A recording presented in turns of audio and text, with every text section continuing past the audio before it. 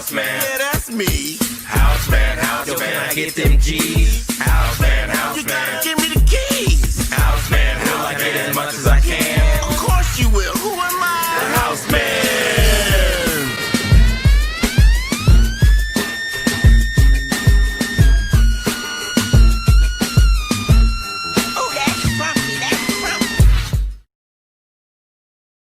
What's up, everybody? This is Alvin B back with HousemanIE TV. So make sure that you always go and check out HousemanIE.com to see what's going on, how we can help you out with any of your real estate needs. Today, I have a very special guest, and his name, he actually needs no introduction in our circles, but this man is is somebody that I call a person who changes lives. He certainly had a positive effect on my life, and he's had a positive effect on many people's lives. His name is Todd Bayer. Todd is the co-founder of the more or less a co-founder of the Inland Empire Real Estate Investment Club. So, Todd, how are you, sir? Doing good, Alvin. How you been today? I've been great. Had a great meeting this morning, a busy day.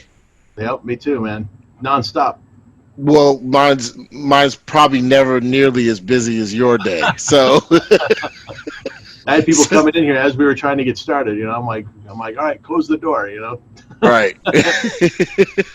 So anyway, Todd. So tell me about what it is that you. I mean, we could kind of like go into what you do. We said that you're the co-founder of the Inland Empire Real Estate Investment Club.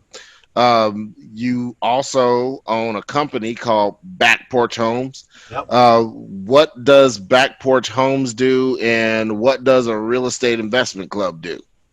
Well, Back Porch Homes is a manufacturer of tiny homes here in Southern California. So we build these homes which are designed to be lived in either as a accessory dwelling unit to go behind an existing home, or somebody could even live in it as their primary home and put it in a lot of different places. Regulations changed in California, so they now allow trailers or tiny homes that are on trailer chassis to be used as accessory dwelling units. So we've been making a big push to push these out. So new company, we started it this year. We started it just before the pandemic caused all the closures in California. So we haven't really officially opened back up yet, but we are going to be opening back up here very, very soon. Just kind of waiting on, we need a couple blessings to come our way, and then we're ready to open back up again, but it's any day now. And tiny homes on wheels. And then the Inland Empire Real Estate Investment Club is just it's just a place. It's a social group, really. Just a bunch of real estate investors that get together and talk about real estate. And every month we do a meeting or two or three and hang out. I mean, that's really all it is.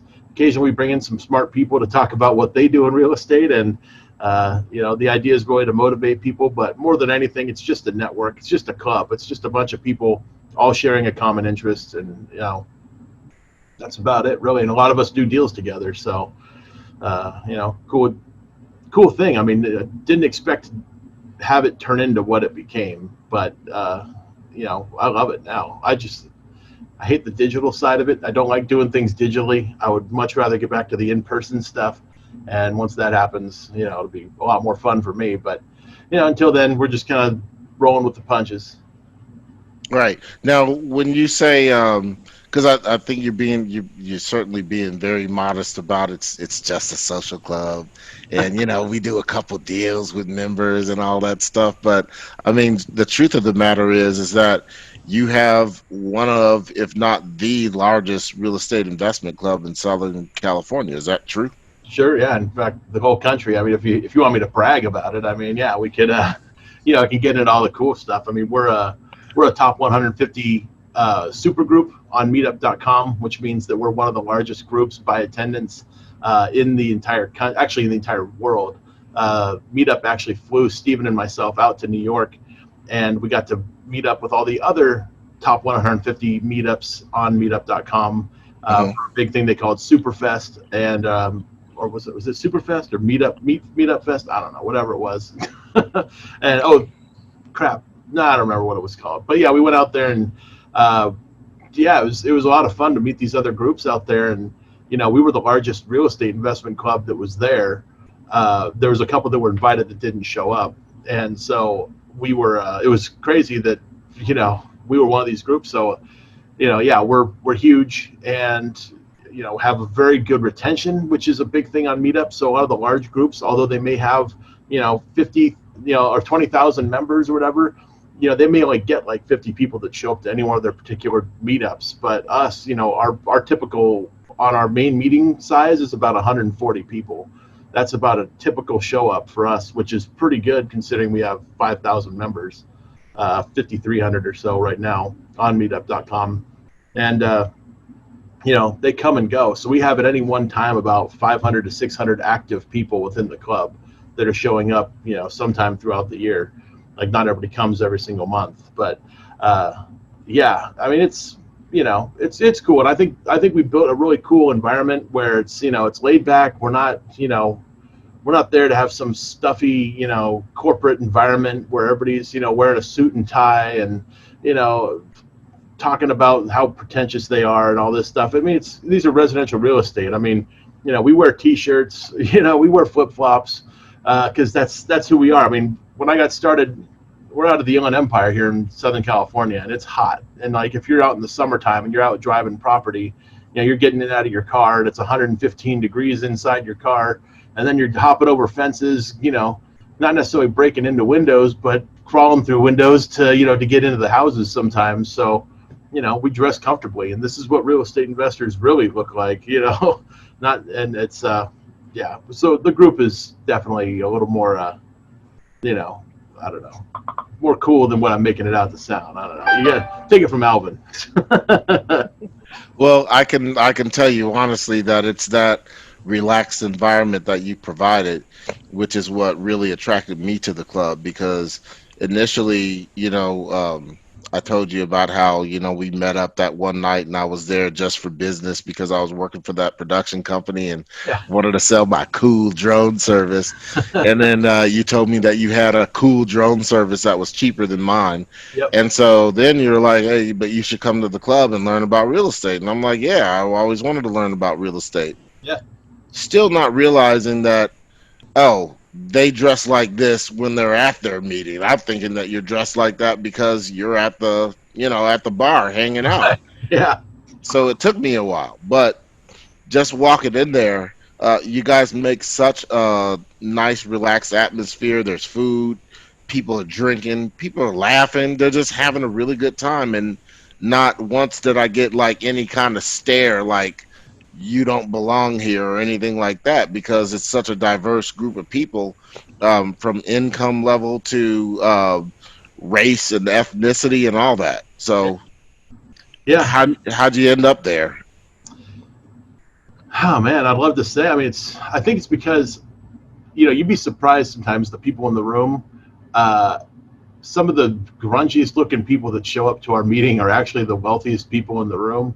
I know several multimillionaires that come to our club, and are there at just about every single meeting, and they are, dirt poor looking. Their clothes are dirty. They might have paint stains all over their shirt. It's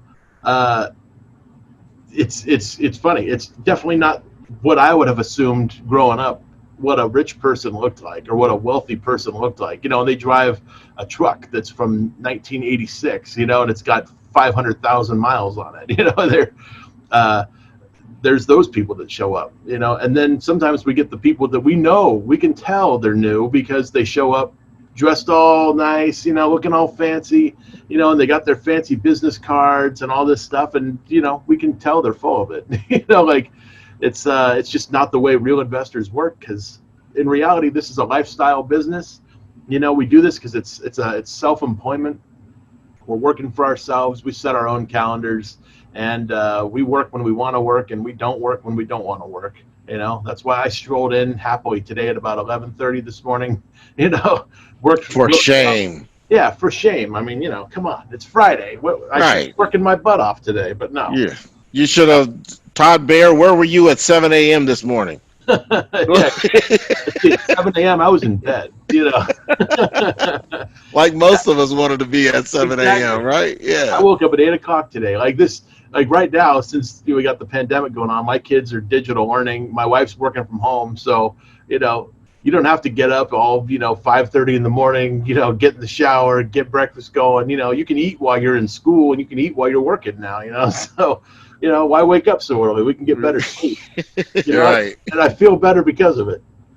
There's elements of the pandemic I'm enjoying, and my relaxed mornings is definitely one of them. Yeah, I have to agree with you on that. My son actually, their entire district just got hacked, and so they're off from school right now. So No that's like district. yeah. So I'm sure he's suffering over the whole thing, but Yeah, and if it were me, if this were when I was in school, it would have been me that would have done that hacking and caused the whole school to go down. That was most likely, and that's why I had him at the top of my suspect list. So right, that's exactly. but Yeah, now I'm gonna focus the target on you. So that's it we'll would have been. investigate your search history and all that stuff, right? Yeah, you So, would. right. I was a So computer nerd way before I became a real estate nerd. So no kidding. So have you so that brings up a really good question. Have you always been this young entrepreneur like selling lemonade on the sidewalk? it wasn't lemonade. It was candy out of my backpack when I was in elementary school. So yeah, back then we had a Smart and Final come to town. It was about a mile away from my house. So my brother and I would get on our bike, take our allowance down there, and go buy candy. So you'd get the Tootsie Roll Pops and a couple other things, and you know. We even had a promotion, like if you got the Tootsie Roll Pop and it had the Native American chief shooting the arrow with the star, you got a free Tootsie Roll Pop. You said to bring us back the wrapper, and then we'd give you a free Tootsie Roll Pop. That was a promotion, like who would have thought? Here I am, what, 6, 5, 6 and 7, 8, 9 years old, doing that through elementary school. And yeah, then we moved from Simi Valley out to Moreno Valley. And when we did that, there was no Smart and Final nearby and had no way to get new candy. So that business had to stop. Oh man, I know. yeah. Should have Yeah, convinced your mom to move back to Simi Valley where you yeah. were making a killing over there, six-figure candy business, right? Yeah. It was great. I mean, because back then kids used to bring, money to school for their lunch. So, the kids would bring an extra 25 cents or $1 and they would buy some candy from me. And, yeah, I was happy to sell it to them. I realized early you couldn't have chocolate because it would melt, so you always had to have like hard candies and things that wouldn't melt in your backpack. Yeah, yeah. No, I get it. I'm thinking that you're kind of like going back into that zone of being the candy salesman, but it's like that candy salesman, that little candy salesman really never left you at all, has it? No, not at all. There's always got to be some kind of hustle going on, some kind of side thing. There's always something, and now I've just got a million plates spinning at once. And, it's not, it's not so easy to keep track of what I got going on now. I mean, just to check up on everything today, because we closed escrow on a house we bought today. So that took, 30 minutes of my time to deal with that. But like everything else, it's just I got to check on every plate that I have spinning on every single stick. I got to, it's Friday, so that's my day to just sort of, check everybody before the weekend and make sure that they don't need anything for me before I cut out of here. So Yeah. yeah, sometimes that can take all day, but Okay. I've gotten good at some of it. Some of it I can pass off to other people and say, just let me know when there's something that needs to be taken care of, and they can take care of that. So it's like one of those kind of things where you can get to a point to where you feel like you're organized, but it's never really always just airtight. You know that it's always going to be some kind of an issue going on. Oh yeah, and like the more you got going on, the more systems you have in place, the better. But the more you got going on, it's just like at one point we had 27 houses we were in the middle of rehab on, at one time, and it was just every single day there would be something new, and like it actually prevented us from being able to buy more houses because we were focusing so much time on just operations of the business. We didn't have time to focus on the next deal, so we kind of reached our limit. and that's when we tried to reorganize the company a little bit, bring in some people to maybe help us with acquisitions, and we just couldn't devote the kind of time we needed to that team. So they didn't really do so good getting deals, and so we got kind of it basically changed our whole business model, and it burnt us out, burnt me and Steven out. We didn't want to do it anymore, and so we basically shut down the flipping business. And it wasn't really till the pandemic that I decided, at least on my own. Steve doesn't want to do it still, so it's just me on my own buying property with Brian Raven and Thomas and Don and all of them over at Rehab Loan Group. So we're just buying deals, but yeah, we definitely don't have the same systems in place that we had at that time, because things aren't exactly as easy to predict right now.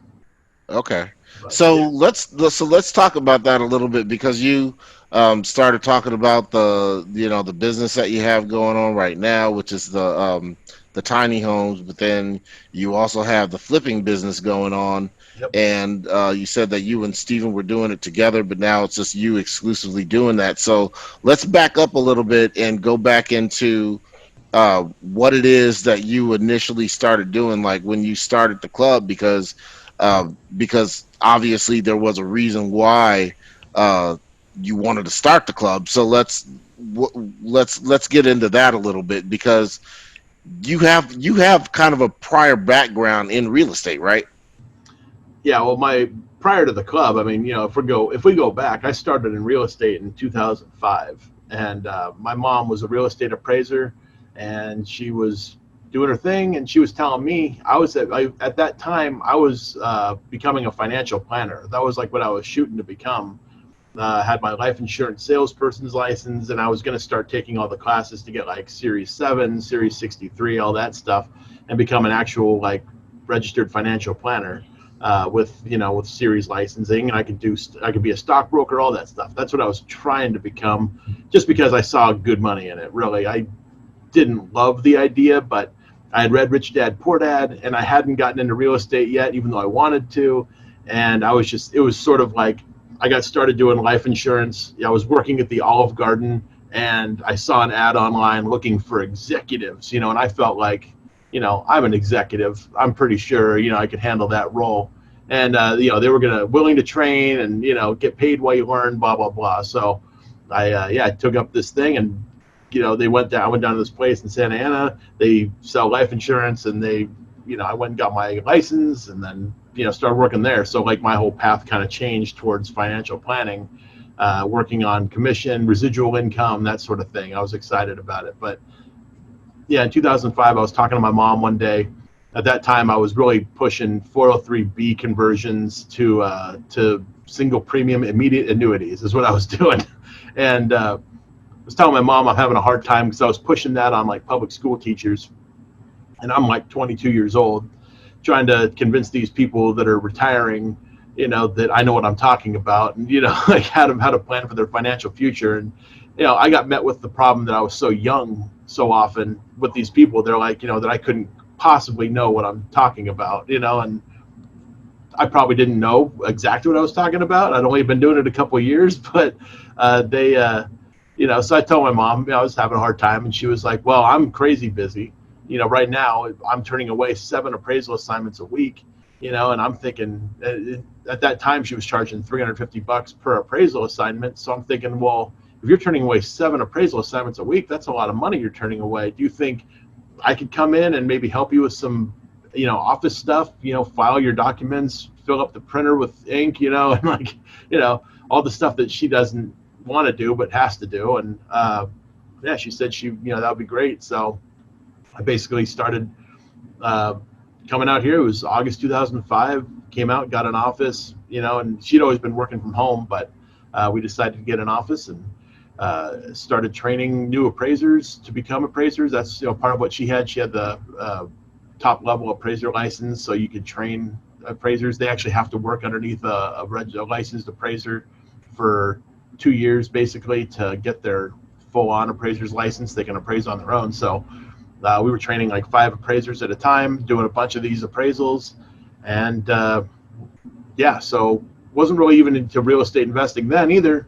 But after 2000, I think my grandma passed away in 2000, 5.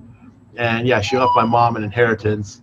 And so my mom said to me, I've always wanted to invest in real estate, but your dad, always has controlled the investments in the house. So I've never been able to convince him to do any kind of real estate deals. So she says, this is my money. My mom gave it to me, and I want to invest in real estate. So we started looking into buying at the trustee sale, and basically went down to the trustee sale every day for 6 months before finally one of the people there were nice enough to let me buy a property that they didn't really want. So I ended up buying a second deed of trust on a house in Moreno Valley, and yeah, did the renovations knowing nothing about it and got into it. So, flash forward, I was doing flips for a little while. Market crashed. I started buying rentals. And then on a rental I was doing, I needed some more money. So I went out and found a guy that was a hard money lender. And he basically lent me the money to finish that triplex I was working on. And later on, he's like, hey, I really want to get into lending. He and I done a couple more flips together. And then he was like, I really want to become a lender and, just do this full time. And so I was like, okay, he asked me if I wanted to run his company. So I was like, okay, I'll start a lending company. So created Macmillan Capital for him, and basically started doing loans. I had his money lent out all the time, and he one day I went to him and said, I'd like to expand. I'd like to bring on more people. Do you know any friends or any family members that might want to get involved? And he said he didn't really want to do that. He just wanted to keep it with his money and keep it small, and he didn't want to expand anything. So I decided to start my own lending company, Rehab Loan Group, and started that, and basically decided to, part ways. So I stopped doing loans for him and started looking for investors. And it was about that time, just shortly after that, that we started the investment club. The idea being, because we were going to about 16 different real estate investment clubs all throughout Southern California every single month.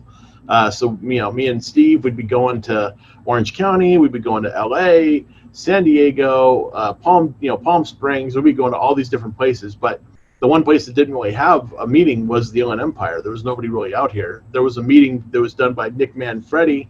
He was doing his meeting in Corona, but he had decided to stop that in July of 2014. So me and Steven just kind of said to each other, like, we should start our own club. So we started looking around our office here in downtown Riverside. Where could we go? And we really wanted to do the Mission Inn, but we figured they were going to be the most expensive. So we went to like the Convention Center, the Marriott, the Hyatt. We went to all these different places around here that we could do the meeting at and found out their pricing. So when we went to the Mission Inn, we knew how much they were all asking, and we knew how much we could offer them. So we started out doing our meetings at the Mission Inn in September 2014 to an audience of 4 people. And it was, it's been a long journey from there. But the whole purpose of starting it really was to have a club out here and to promote Rehab Loan Group. Was to like get people to become borrowers and borrow money from us to do their flips.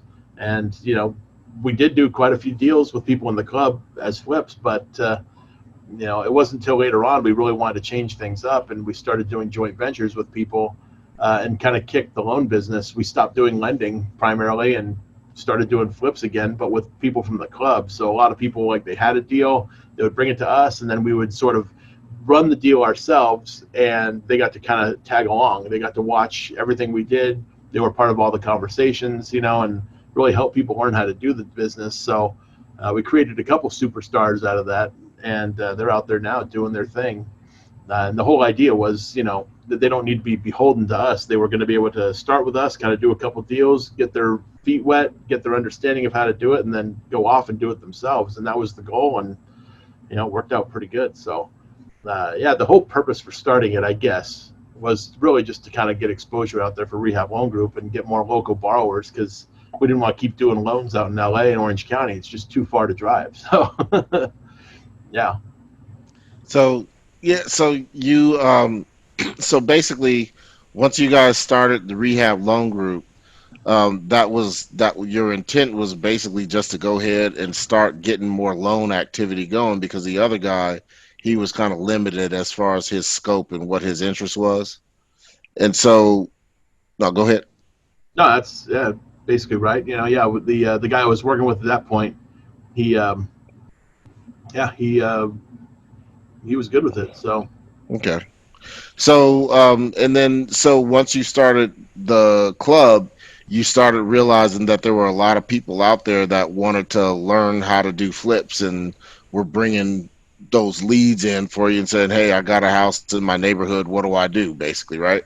yep, yeah, that, or they'd never done a deal before, and yeah, they just wanted help. They wanted to make sure they didn't screw something up. Most of the people that were doing it were just, that was their biggest concern. They didn't want to do it and not know what they didn't know, and they just wanted to kind of do it, you know, ride our coattails so they could, see the process and then have the confidence, I guess, to do it on their own.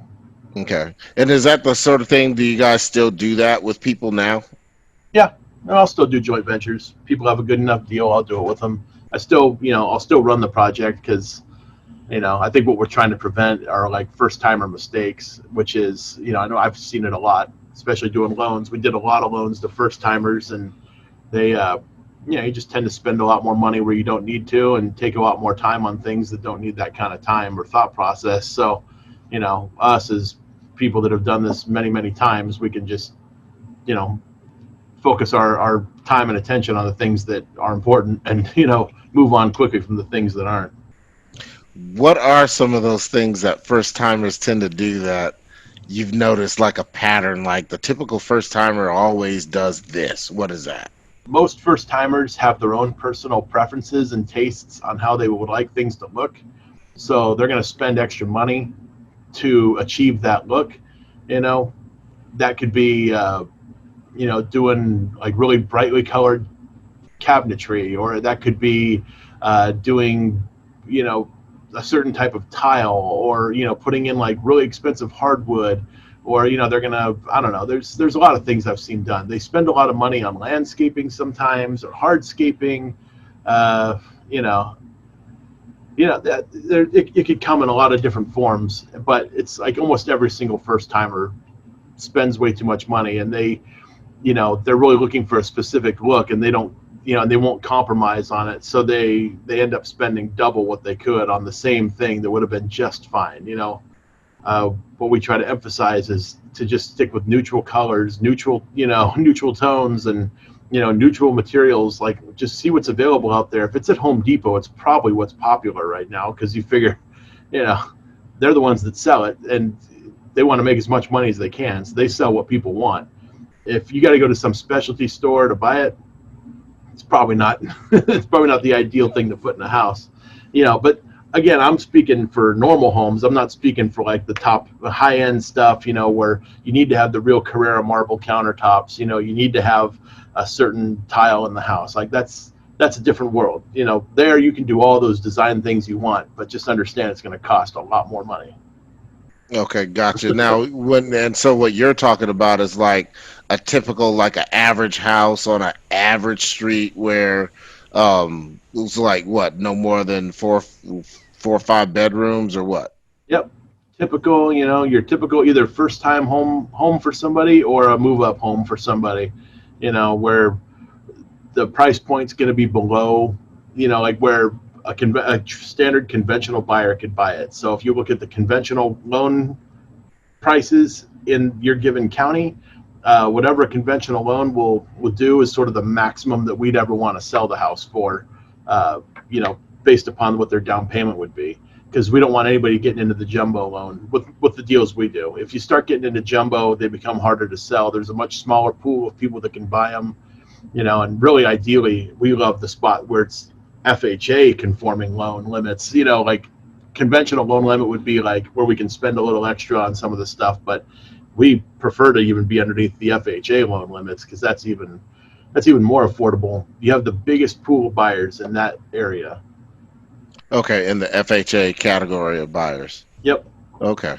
So when you're looking at a flip, I mean, does it even matter if the house has one bedroom or or one bathroom? I mean, is it the type of business where you could look at something and say, "Hey, that's got potential. I could work with that and maybe add another room or add another bathroom." Is that possible to do?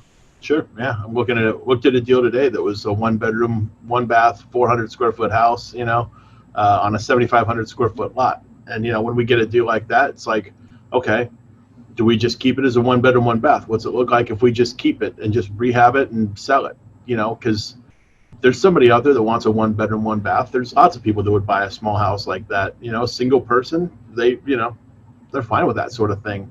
Uh, it doesn't make sense to add on a master suite, where it's going to have a bedroom and a bathroom, and now it becomes a 2-2. Doesn't make sense to do that. Can we add on and make it, a 3-2? I mean, like, you basically just have to look at the comps in the area, see what those different things sell for, decide how much those things are going to cost to do, take your construction cost into account, the renovation of the original. And, really we're just looking at what's the best play based upon the time, how close we need to be to what the seller's asking, because sometimes the seller might be asking a lot, and the only way to make a deal work is to do some ridiculous add-on, and there's some other things you can do, but generally we try not to do like additions. Generally we just try to rehab and sell. It's usually the fastest, but in some areas, if you get into it where the resale price per square foot is going to be much more than what the construction cost would be, then it might actually make sense to build and add on, sell it for more. But yeah, you really got to pay attention to what the sale price per square foot is in that area. And so, like, generally in the Inland Empire, we're not seeing a lot of areas where it makes sense to add on to something, unless it's just a simple bedroom kind of add on, because those are fairly cheap. But as soon as you start adding in plumbing and, you want to move the kitchen around and you have to upgrade your electrical panel and upgrade all the electrical throughout the house, I mean, you can get in some pretty expensive stuff doing that. So, yeah, and plus it adds a lot of time. And if we're borrowing money, which we do a lot of times from a lender, the extra interest cost, becomes a big factor, because, these hard money lenders, they don't want low interest rates. They want pretty high interest rates usually. And we sometimes are paying anywhere from 10 to 15% to an investor to do a deal, Okay. depending on how much money we're putting in. Right. You have to work with a joint venture partner or something like that. So, we run it through a bunch of spreadsheets that we've created over the last 15 years and see what's the most equitable outcome. Okay. Now, why would you go and pay somebody 15% for a loan, for a hard money loan? What kind of sense does that make? Because the average person, like if I went to my mom and I said, "Hey, mom, this guy's gonna give me a loan so I could do this deal," she'll be like, "Well, what's the interest rate?" I'll say it's 15%, mom. She's like, "Get that loan out of here." I mean, Yeah. it's like, so why would you do a loan at 15%?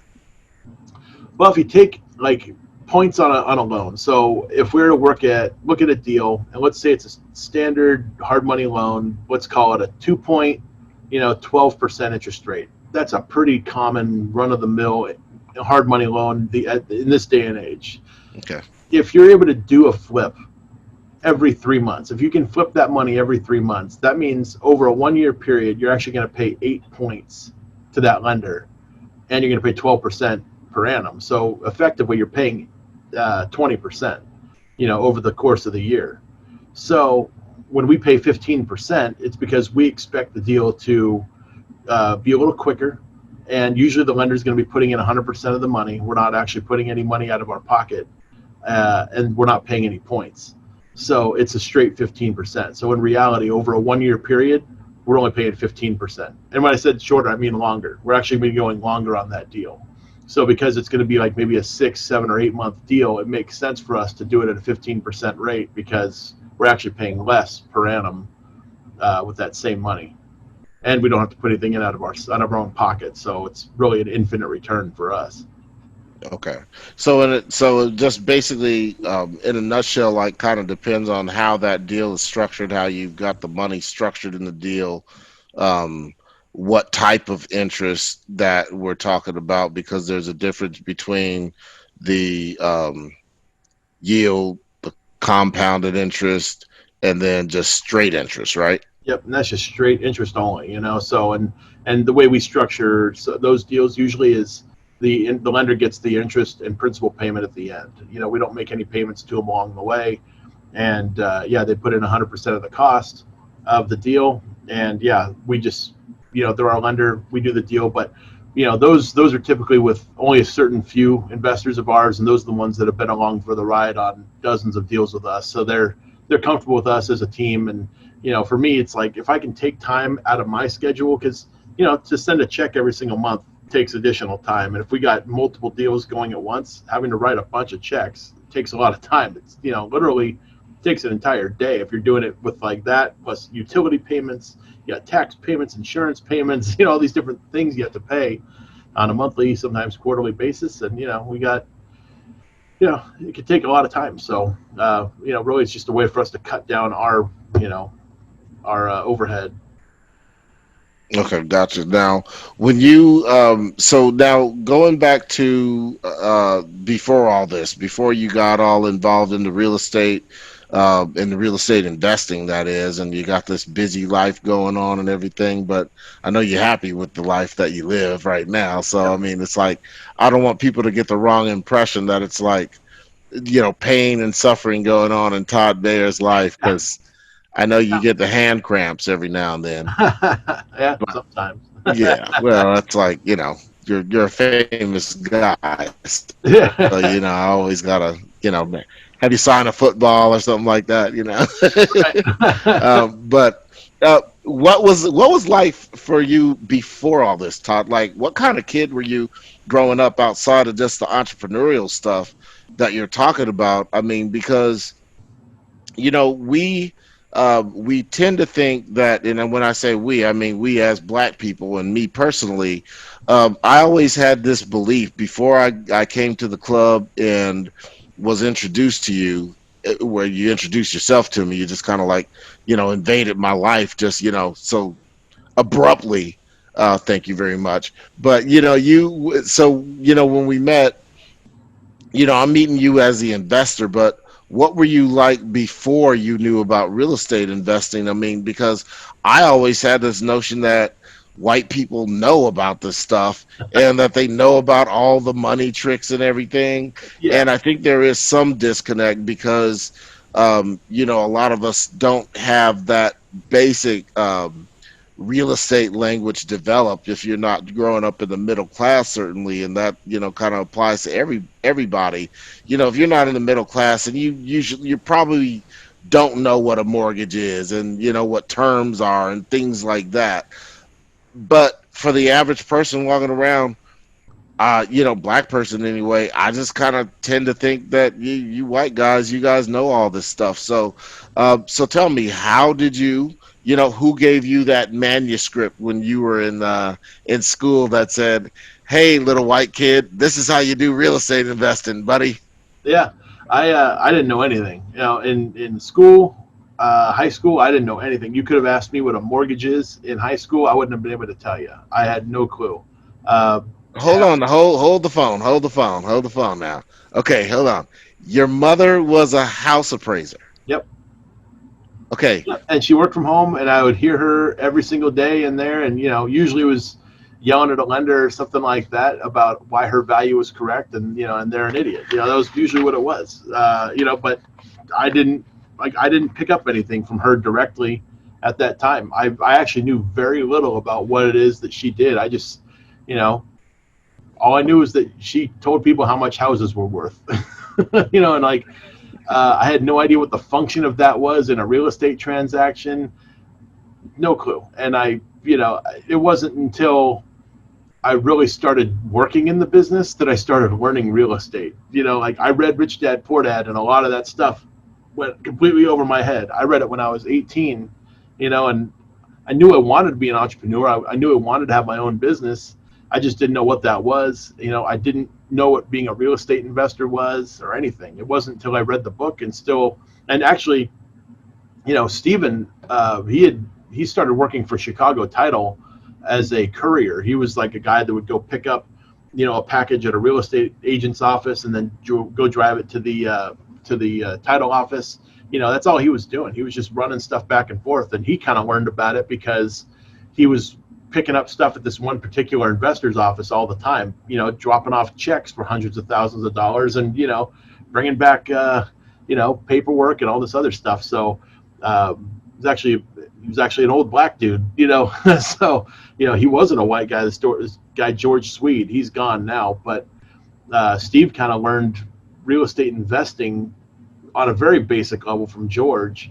And then he decided he wanted to get his real estate license. And while he was doing that, he went and worked at this office, Coldwell Banker in Moreno Valley. And they, one day, some woman called saying she wanted to sell her house, and his ears perked up. It's like he knew a little bit about real estate investing, so he thought there was a deal to work there, and he ended up putting that deal together with his brother's old baseball coach. I mean, just random kind of stuff. And so, Steve did that deal. I helped him out to put the cabinets together one night, and I kind of followed with him along while he was doing that, just as a friend.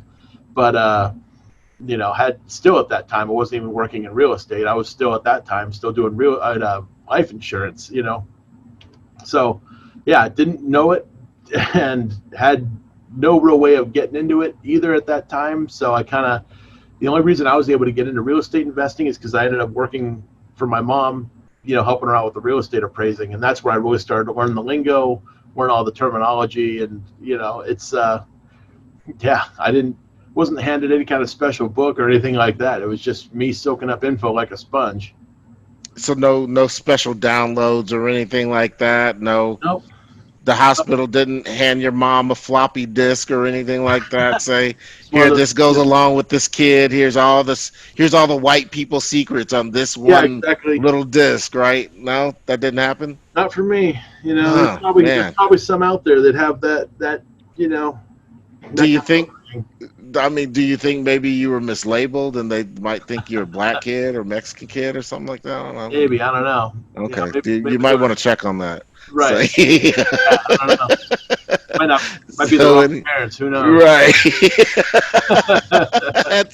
Could be. We might have to swap parents or something like that. Who knows? But yeah, exactly. Anyway, that's just good old hard work and reading. I hated reading. I hate school. I hated school growing up. I was a solid C student. I wasn't Mr. Perfect, Mr. A student sitting in the front of the class, teacher's pet. I was the class clown.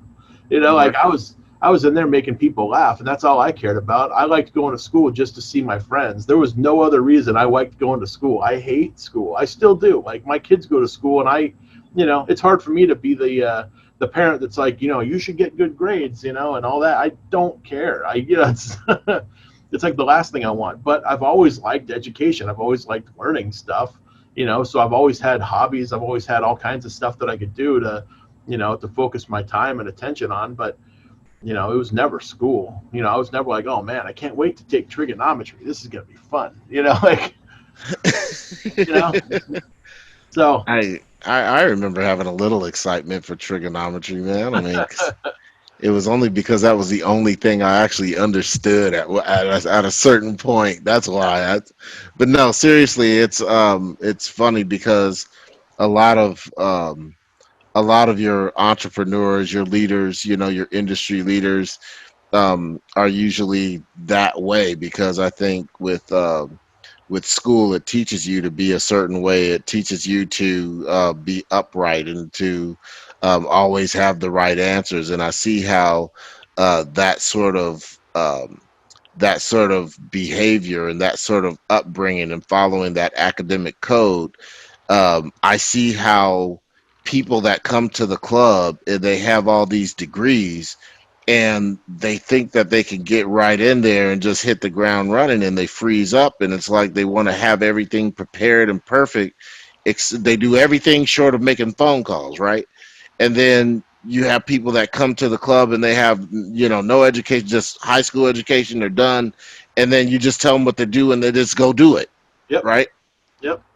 And that's what it is. This is an action business. You really aren't going to learn much from a book. At a certain point, you're going to know enough, and, you have to get out there and do it. You have to have doors slammed in your face, and you have to have, people tell you no. You have to have people laugh in your face about stupid things you might say. It's like, you got to take your punches a little bit. And, I took a lot of those, like it was, I tried to fake it till I make it, in the beginning too. It's like, you try to look a certain way, you try to act a certain way, and it didn't work. It wasn't until I just kind of was like, what, screw everybody, I'm going to do this my way. And, like, it wasn't until then that I really started seeing any kind of success in the business. I struggled to find deals in the beginning too. It wasn't like I was just, out there making offers and getting every single deal I wrote an offer on. I mean, I've written thousands of offers, so, I've walked through tens of thousands of homes, I would think at this point. It's, yeah, it definitely wasn't as easy as it might look now. Looking at me now, it's like, okay, like real estate's easier for me now, but didn't start out that way, and it's still not easy. Like it's still a lot of work.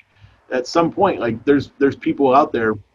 There's a lot of people I've trained to find deals, and they're out there looking for those deals right now, and then they bring them back to me. So for me, it's like, I've more created like a network of people that are out there hunting for stuff, and they know what I'm looking for.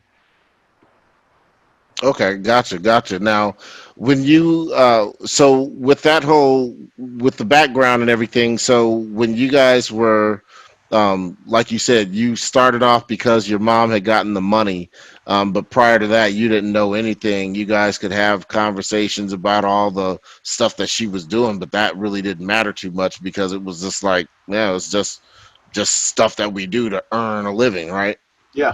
So what is it that you think is really the ultimate in the difference in the way people think that makes them successful at the real estate business as opposed to the people that aren't? Because obviously, if you're telling me that you went to school but you're the class clown, the grades weren't that big of an issue for you, and then you certainly didn't say anything about going to college because I'm sure that would have been brought up by now. So so what is it that makes you a millionaire and a guy like me that, I have the degree, I have the master's degree, but I'm not rich. You know what I'm saying? So I'm just getting things going and everything. And so what is the difference in the thought process? That's what I really want to know. You know what? It's because there is no thought process. This is an action business. If you think about it, you're not going to do it. They call that analysis paralysis. If you're thinking about it, you're not doing it. So it's in this business, you just have to do stuff, every single day. It's like, for me, like my day used to consist of wake up, get on the MLS, look up what's available out there, and literally put together a list of about 20 houses I could go hit that day. I'd drive out to all 20 of those houses. I'd write down how much I figured the rehabs were going to cost, and I would write an offer on all 20 of those that day to the agent, and then do that same thing the next day. And after you write about 100 offers or so, you'll get a couple on the line that maybe, that may turn into a deal. And maybe after that, you'll average about one, get about one deal out of that kind of work, and that was after we got really good at writing offers. There were times that we went 500-600 offers out there and nothing, so it's just a ton of stuff, it's just a ton of work. And so just consistency, doing it, sticking to your schedule, being available, being professional, I guess, answering your phone when people call, and just knowing your numbers too, like no compromises. Like in the beginning, it's kind of like you finally got one of these people on the hook, and they might be willing to accept your offer, but they're saying, oh, if you come up like 10,000, we could do that. You got to know, you got to say, no, I can't, I'm not going to come up. I gave you my best offer up front, and so that was one thing we learned in the early parts too, is don't bother trying to write a lowball offer. Don't try to get a grand slam. Just try to get a deal that makes sense. So, we wrote what we knew we could do. And once we started writing our offers to what we knew we could do, and we told them, like, that's our best offer. If you ask me for $1 more, I will say no. That is our best offer. And I don't care if I don't get the deal, because it needs to hit my numbers. Like my numbers make sense because that's what they've worked out to be historically. And that's where, it gives me enough padding where if something, isn't accounted for at the beginning, we can do a thing at the end that might cost a few $1,000s we didn't expect. There's that leeway in there, but we still make a good enough return for ourselves and for our investors. And there's padding for if it goes longer and we have to pay more interest. There's a reason why we have our number. And that number is 75% of ARV minus rehab costs. That's what we purchase properties for, and that's pretty much what we purchased every property for. there might be a couple out there that a wholesaler brought us and we got a slightly better deal, but that's because they brought it to us. We didn't, negotiate that. It was like the price already made sense. So, some of those deals, like those are the ones we usually make more on because, a wholesaler brought it and they actually got a better deal than we could have. Okay, gotcha. Now, so you're saying that you find these properties. Well, first of all, I want to address the fact that I asked you about the thought process, and your without even thinking about it, your response was, "It's not about thought; it's about action." Yep. And that's the one thing that I want to stress more than anything else, that real estate can only happen if you become active in it. Like, there'll be some days and I'll be sitting at my desk, and I have to admit this on camera, that I'll be sitting around and I'll be analyzing the hell out of a property. Yep. And I'll think to myself, when's the last time I made an offer? And if I have to actually think about the last time I made an offer, that's the problem, right? Yep. Yeah. Yeah. So, I mean, that's the key. I mean, if you make no offers, I can guarantee you'll get no deals. right. If you don't, if you write 100 offers, at least in my experience, you'll get about one deal. And that's making blind offers. Like that's just offers that you've not even seen the property. You're just making offers based upon what you think is the case. And you can do pretty well just writing offers. And so you find these. You're saying that you find most of your deals just by looking at MLS, or looking at what are some of the other sources that you mentioned? For me, it's just MLS, either that or wholesalers, or somebody I know. Those are the three sources that I get deals from. Okay, what is a wholesaler? Wholesaler is just a person that, their job is to go out and find deals, make offers to sellers, and package it up so that somebody like me can just buy it. I don't have to do all the negotiations. So they get paid to basically find the deal and package it up for me. Okay, and then you just buy it right off of them. Yep. Okay, now if I don't have money for the deal, then what should I do? What do you mean? Like if you're trying to be a wholesaler or trying to be me? Well, if I'm trying to be you, if I want to be Todd Bayer when I grow up, because this dude looks like he makes a lot of money with that fancy T-shirt and the flip-flops and all, and so, and the Kia. That's there. What's that? That's about $10 right there to get this. Man, dude, you look like an NBA player, man. I'll tell you that right now. So, like, how do I become a baller like you, man? At the flipping level, because if I've got a job and I'm making, say, just a minimum wage job, and my significant other might be working, and maybe I could save about, I don't know, let's just call it about $200-300 a month, right? Yep. And so I've saved this up for the entire year, and I'm trying to figure out what am I going to do with my $3,600 trap. And now I'm looking at this video, and I'm thinking, well, shoot, man, why don't I just get into the flipping business like Todd? So what do I need to do to get that going?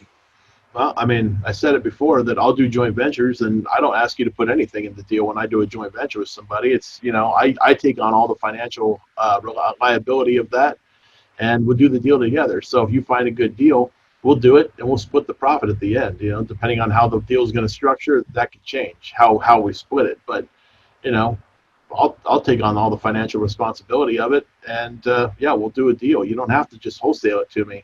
But some of the people, they like just having money, like they get paid right then when I buy it. So, wholesaler usually is looking like that. But if you do a joint venture, you might make 2-3 times what that amount would be if you're willing to just wait until the end when we finish the flip.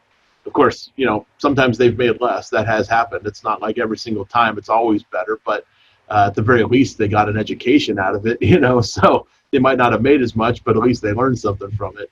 And, sometimes deals just don't go the way we hope they do. It's, I'd be foolish to sit here and say that every single deal we've done was a raging success. We've definitely had our share of losses on deals too. We've certainly had some that made nothing, or we made, very little, like a couple $100 little, and so, And then we've had a Wow. couple that have done amazing. So, it's like sometimes you just the luck of the draw. Like I know on one particular deal, it was the first time we'd ever borrowed money from this one particular person, and he was really reluctant to do a deal. He was so scared and so nervous, and that deal did not work out. It was one of our bad ones, and he ended up having to lose a little bit of money on that deal. And it was, really hard because he is gone. He's never going to invest in real estate again. He is petrified of it, and it's like, it's too bad because I had sent him another deal just 2 days before that, and that deal worked out very well, and everybody made really good money on it, and he didn't say yes to that one. He said yes to the one that didn't work out.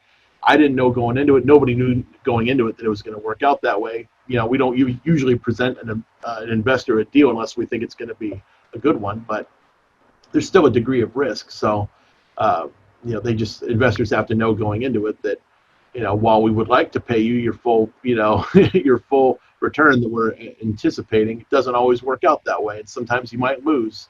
That's why we, sometimes have a big interest rate, something like a 15%, because if it were guaranteed, I'd pay you bank rates. I'd pay you sub 1%. If you want sub 1%, I'll guarantee you that, but anything higher, I mean, there's no guarantee in it. So anything could happen. There could be a global pandemic that breaks out that we all didn't expect, or some big hedge fund or some big, credit rating agency might be giving out bad ratings on tranches of mortgages, and, causes the entire financial market to collapse, Right. Not everybody knew these things were going to happen. So, I can't predict against those. And at some point we're going to have a natural disaster in California that'll, probably have an earthquake at some point that might decimate some people's investment dollars. There's risks, and not everything's covered by insurance. So, there's risk. Just have to make sure people understand it going into it. Like through no fault of our own, losses can happen. Right. Now, so say somebody might have the notion, well, if there's all this risk in investing and then these interest rates are so high, then I mean, I got a good paying job. I mean, I put money in my 401k, and I'm good, dude. I'm good. I'm good. What do you say to those people, Todd? I mean, if safety is what you're after, this is probably not the right business for you. Like there's no guarantees in this world. There's no guarantees in real estate investing. So, you got to rely on your own self. You don't have a boss telling you what to do each day. You don't get to leave work at work. Like you take work with you 100% of the time. And if a deal's calling, sometimes you gotta interrupt things like a baby's birthday, or a baby shower or something. Like you gotta interrupt those things because that's your livelihood calling. So it's if it's safety somebody's after, then a job with a 401k might be the better route. Even though I don't personally believe that to be a safer route, I'd rather be able to rely on my own abilities, to make things happen and earn income. But that's it's a risky thing for a lot of people. We're talking about big dollar amounts. I mean, an average purchase for us would be over $300,000. So it's a lot of money to have out there for somebody. And if you screw up, I mean, the worst loss I've had on any one particular deal, was $70,000 personally, where I took that hit. And that's a big loss. But there's there've been deals out there I've heard where people have lost a lot more than that, and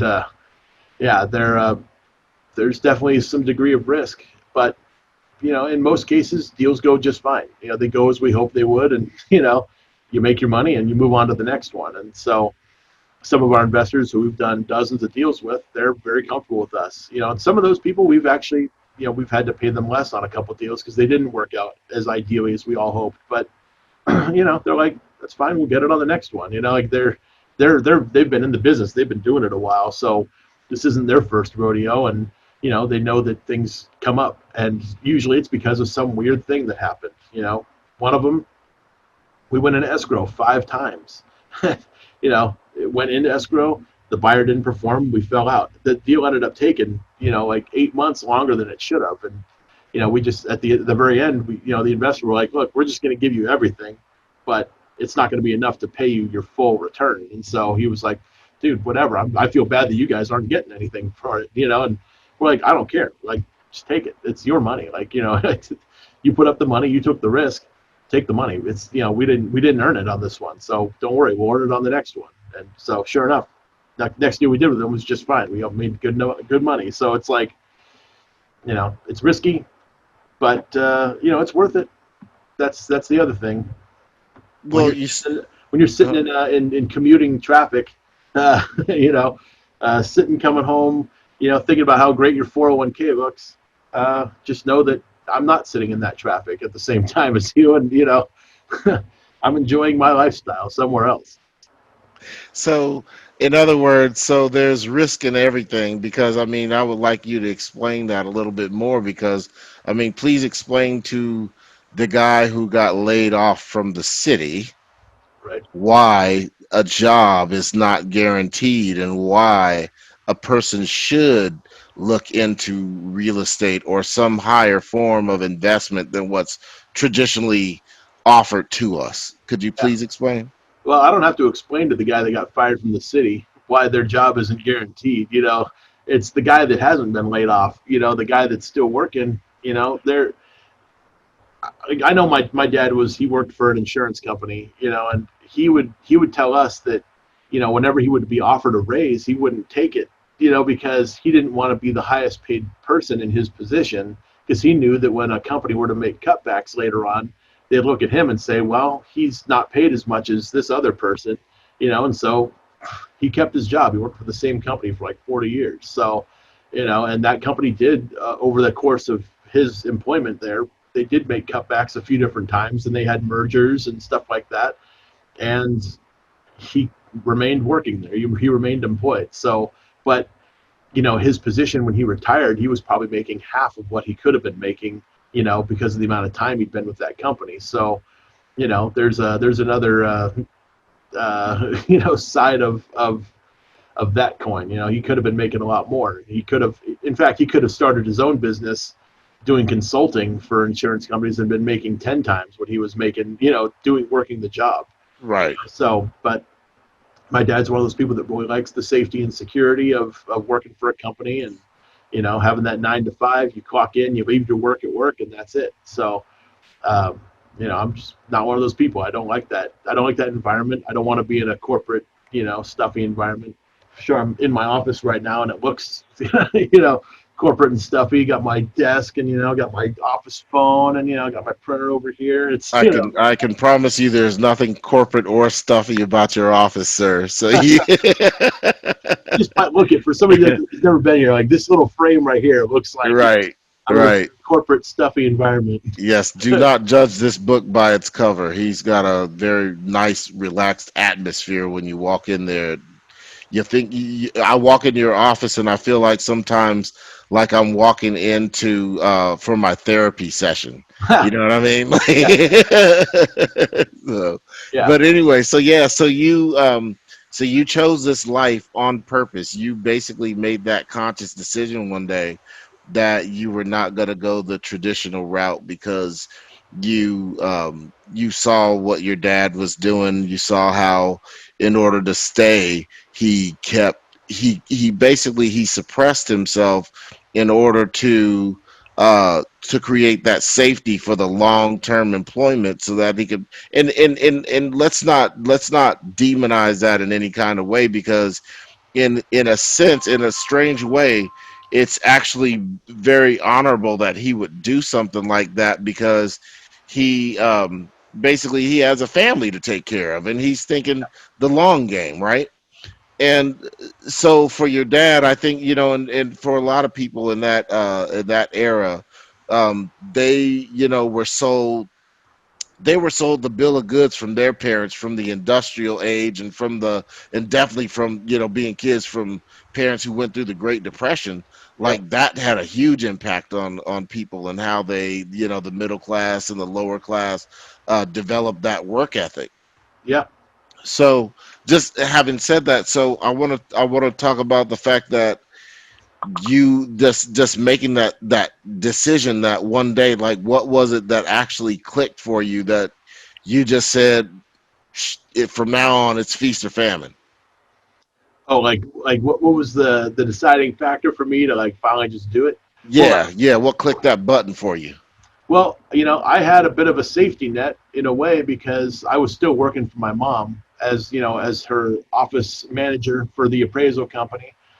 So, I was still getting a monthly paycheck, but all the real estate investment activity had to happen when I had downtime. Fortunately, she let me work on that at the office during office work hour times because I wasn't working 100% of the time while I was there. I mean, I was famous at that time for taking 3-hour lunches with my friends and going to the bar and having a couple of drinks and getting some chicken wings and stuff. I mean, we were known for doing that because there was a little extra free time. But Well, hold on a second. You were famous for doing that back then. You're back saying then, yeah, back? yeah, Oh, okay, all right. Back then, I don't yeah. even take lunches now. Oh no, of course not. Of course not. No, No, or drink for that matter. I I noticed that you don't drink at all. So I right. cut that out too. I mean, that was more of a pandemic choice. I figured I could sit around at home drinking all day, but my liver won't thank me for that later. And it's time to Probably trim down a not. couple pounds. Steve had started losing weight, and I can't let him outshine me. So I gotta. I was like, I gotta start losing some weight. So I'm down like 40 pounds right now. It's actually showing. I meant to tell you that when I first saw you on the video, because I saw you about a month ago, Mhm. but yeah, I'm starting to notice that it is taking effect. So you're looking good. Oh, thanks, man. Yeah. Yeah. But yeah, I would take the long lunch, and so I knew there was extra time. So we for me it was just you got to put the time in somewhere. So when I first started looking at the trustee sale every single day, I'd have to look at what's going to sale the next day. I'd have to look. I'd have to go on the the MLS, figure out my values, how much are these things going to be worth, and I'd have to figure out the day before how much my maximum bid would be. So because when you're at the trustee sale, you have to pay cash right there on the spot. And I was every single morning I'd have to go to the bank, take out cashier's checks, go down to the trustee sale and do my bidding. I didn't have time in the morning to do all this. I had to be able to, I had to be at the bank like when it opened because the trustee sale started at 10. So I had to be there, and get all this stuff handled. And yeah, so I'd have to do that the day before. So the day before I'd look at the values, figure out how much it was going to cost to repair it. For that, I would just throw in a number. I mean, you don't know. I mean, you don't have time to be able to drive by all those houses. On any given day, you might have 100 homes going up for sale in a particular area. And a lot of them you can weed out. You could say that's not going to be a deal because the lender's asking for what it's worth. There's no deal there. But on some of them, the people didn't owe as much money as on the deal, so you can basically just buy them for discounts right there on the courthouse steps. And yeah, so I would pretty much, for my mom, make sure that everything was good on the appraisal side, and if they needed any ink or if they needed more paper loaded in the printer, or if somebody was having a computer issue, or if they needed a graph or a chart produced, like I was handling that stuff for them. And then but I got really good at that job too, where everything was systematic. I put everything on. I had macros for all my Excel spreadsheets, so like I could go in the MLS and download data, put it into Excel, run my macro, and it would pop out the report, and it would take 2 seconds. A report that used to take like a day and a half to do. With technology, I was able to speed that up a little bit. So I got good at doing that job, and then I was able to focus time during the day on the real estate investing side.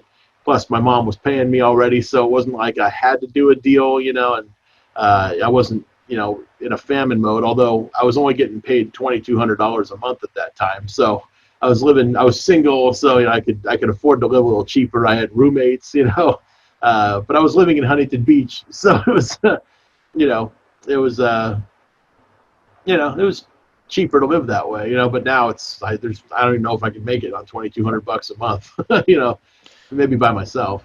Right, right. Well, believe it or not, there's plenty of people out there that are trying to make it on $2,200 a month or a little bit less, Yeah. and that's actually why it's important to stress this about what your beginnings were like, because again, it's like people just don't realize like how close they are to digging themselves out of that hole, because a lot of us, myself included, spent so many years trying to figure out how can I just get my little piece of the pie here, Yep. because I'm working my butt off, but I can't save anything because, I got two little kids, I got another one on the way, and I got two cars, I got the house, I'm just trying to maintain just like what every parent wants for their family, right? What every man wants for his family, which is just safety and comfort. Yeah, stability.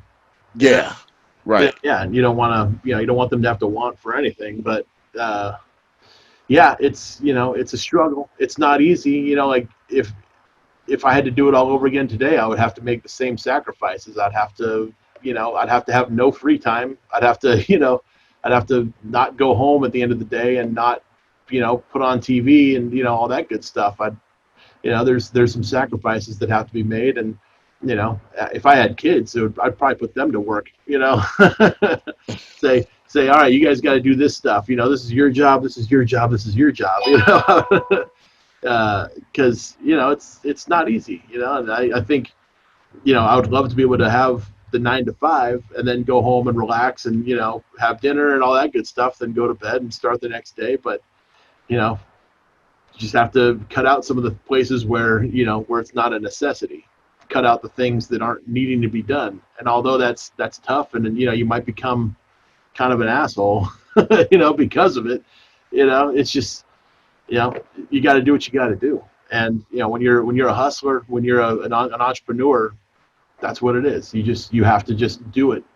And there's no, you have to shut out all the noise that's happening around you and just focus, and just do what you got to do. So you know what? Let's talk about that for just a second, then, Todd, because you bring up a very interesting point and something that I personally struggle with, like, daily. Like, from the time I wake up till the time I consider myself to be done, which is like really not until like 2 in the morning. Yeah.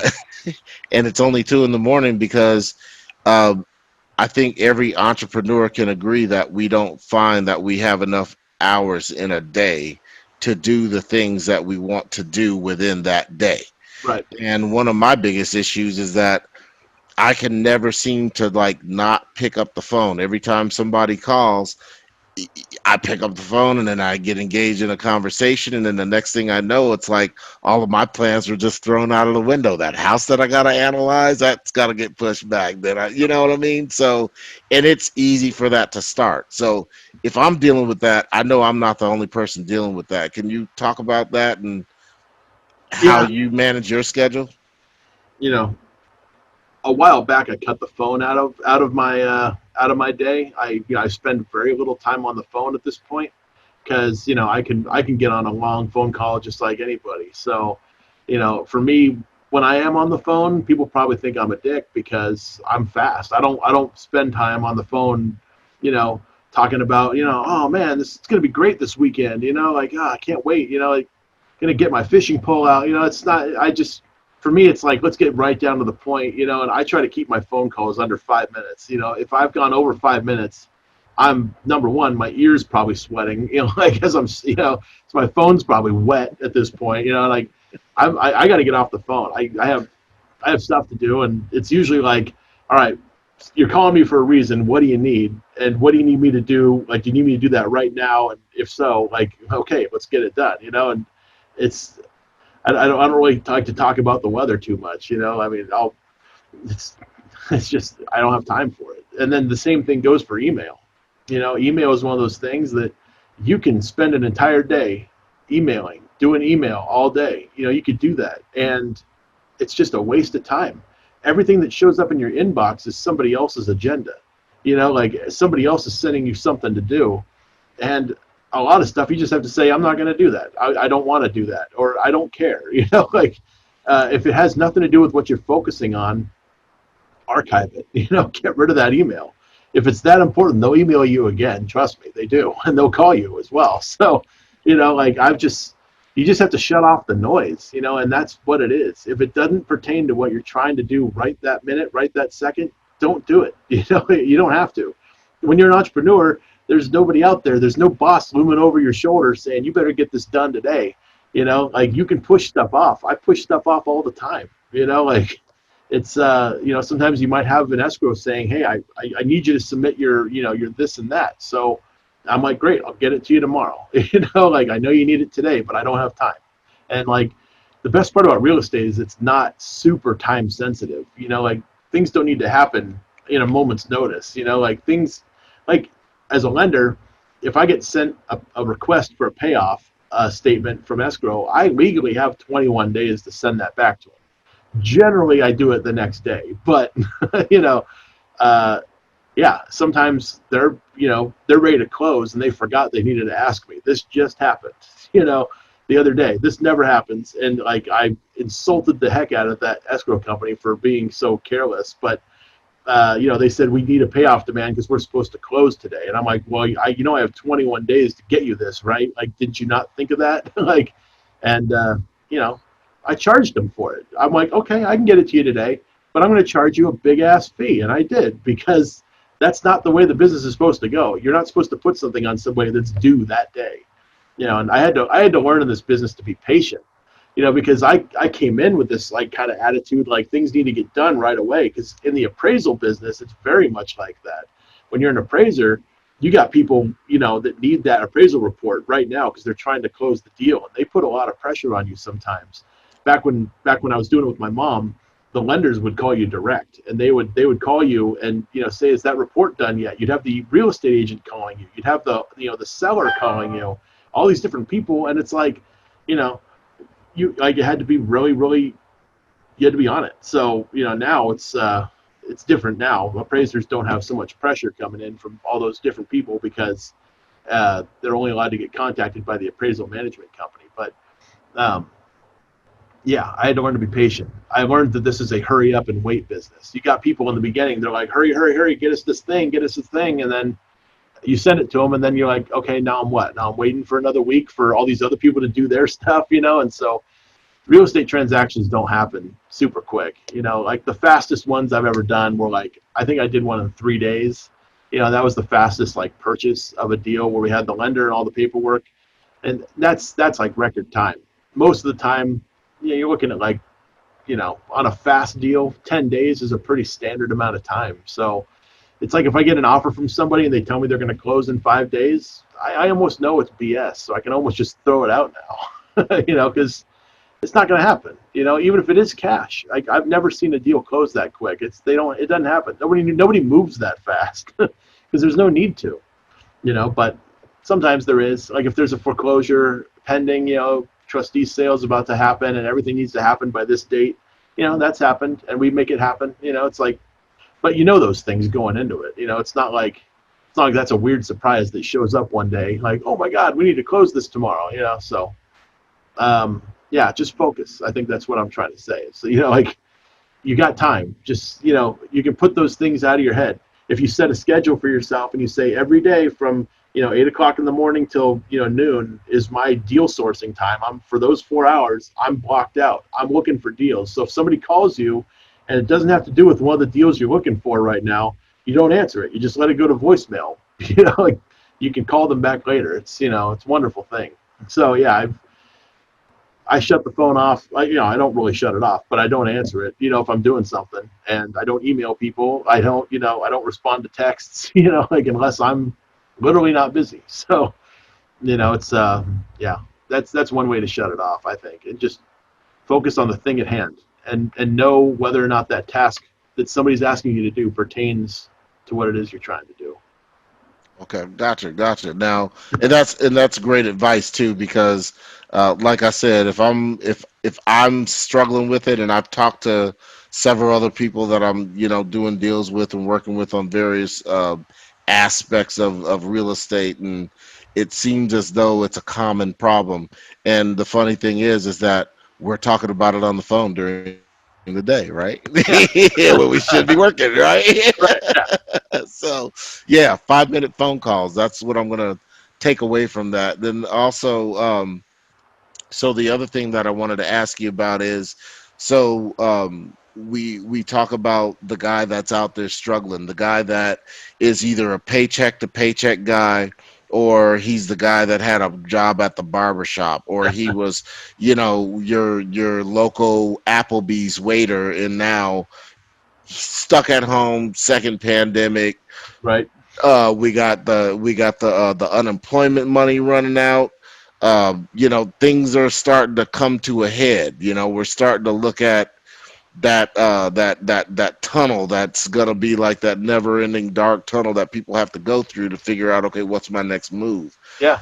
What do you recommend as the next move? Because you just said that you look for deals, you help people with deals, you have money for deals. So if I'm one of these guys, what are you recommending that I do?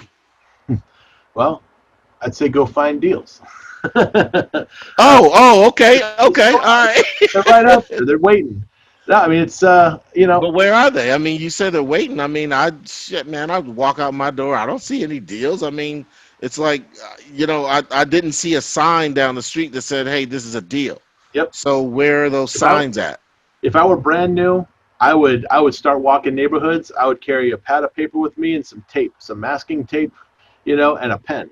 Those are the three tools I would need right now to go find some deals. I would go walk any neighborhood that looks like there's some houses that need some work, Hmm. and you know, there's people right now probably a little touchy about opening the door just because there's the pandemic. They might freak out if you're not wearing a mask, or whatever. So um, I would just be sticking notes on people's doors saying, hey, I'm Alvin, looking for a deal or looking to buy a house in this neighborhood.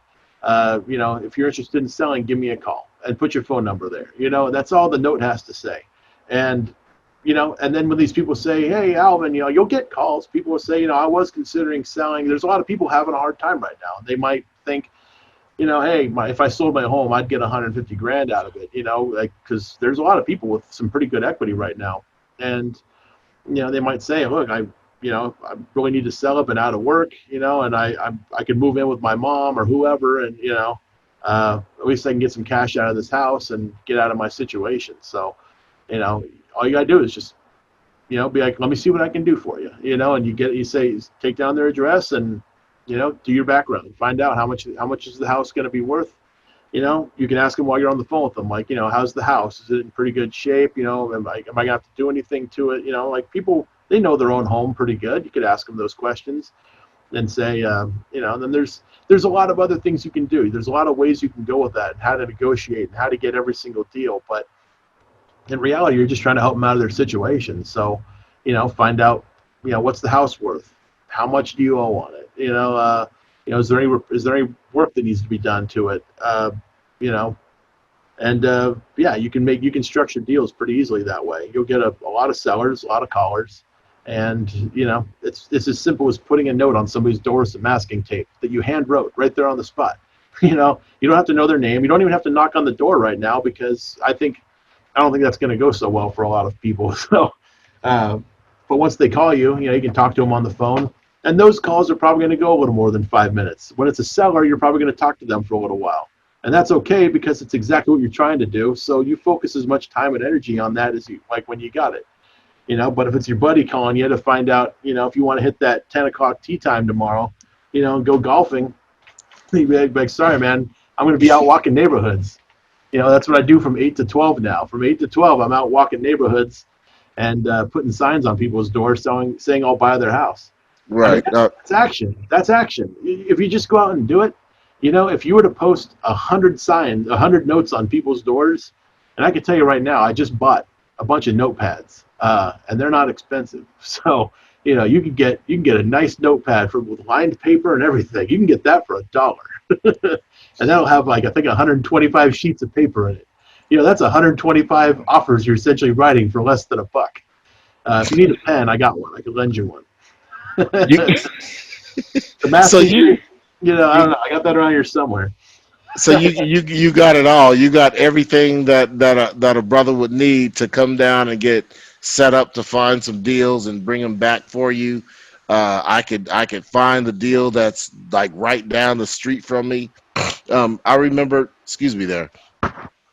I remember that when I first got involved in the club, Yep. and one of the first things that I remembered you saying was just drive down a street that you haven't been on, Yep. or just pay attention to when you're driving that route that you go on. Take a different route. Yep.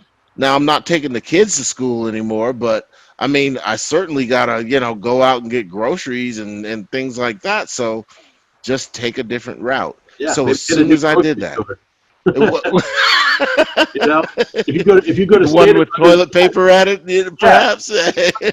they got Stater Brothers everywhere. Just go to the other one. You know, like try to Right, stay in the right. neighborhood. Like Yeah.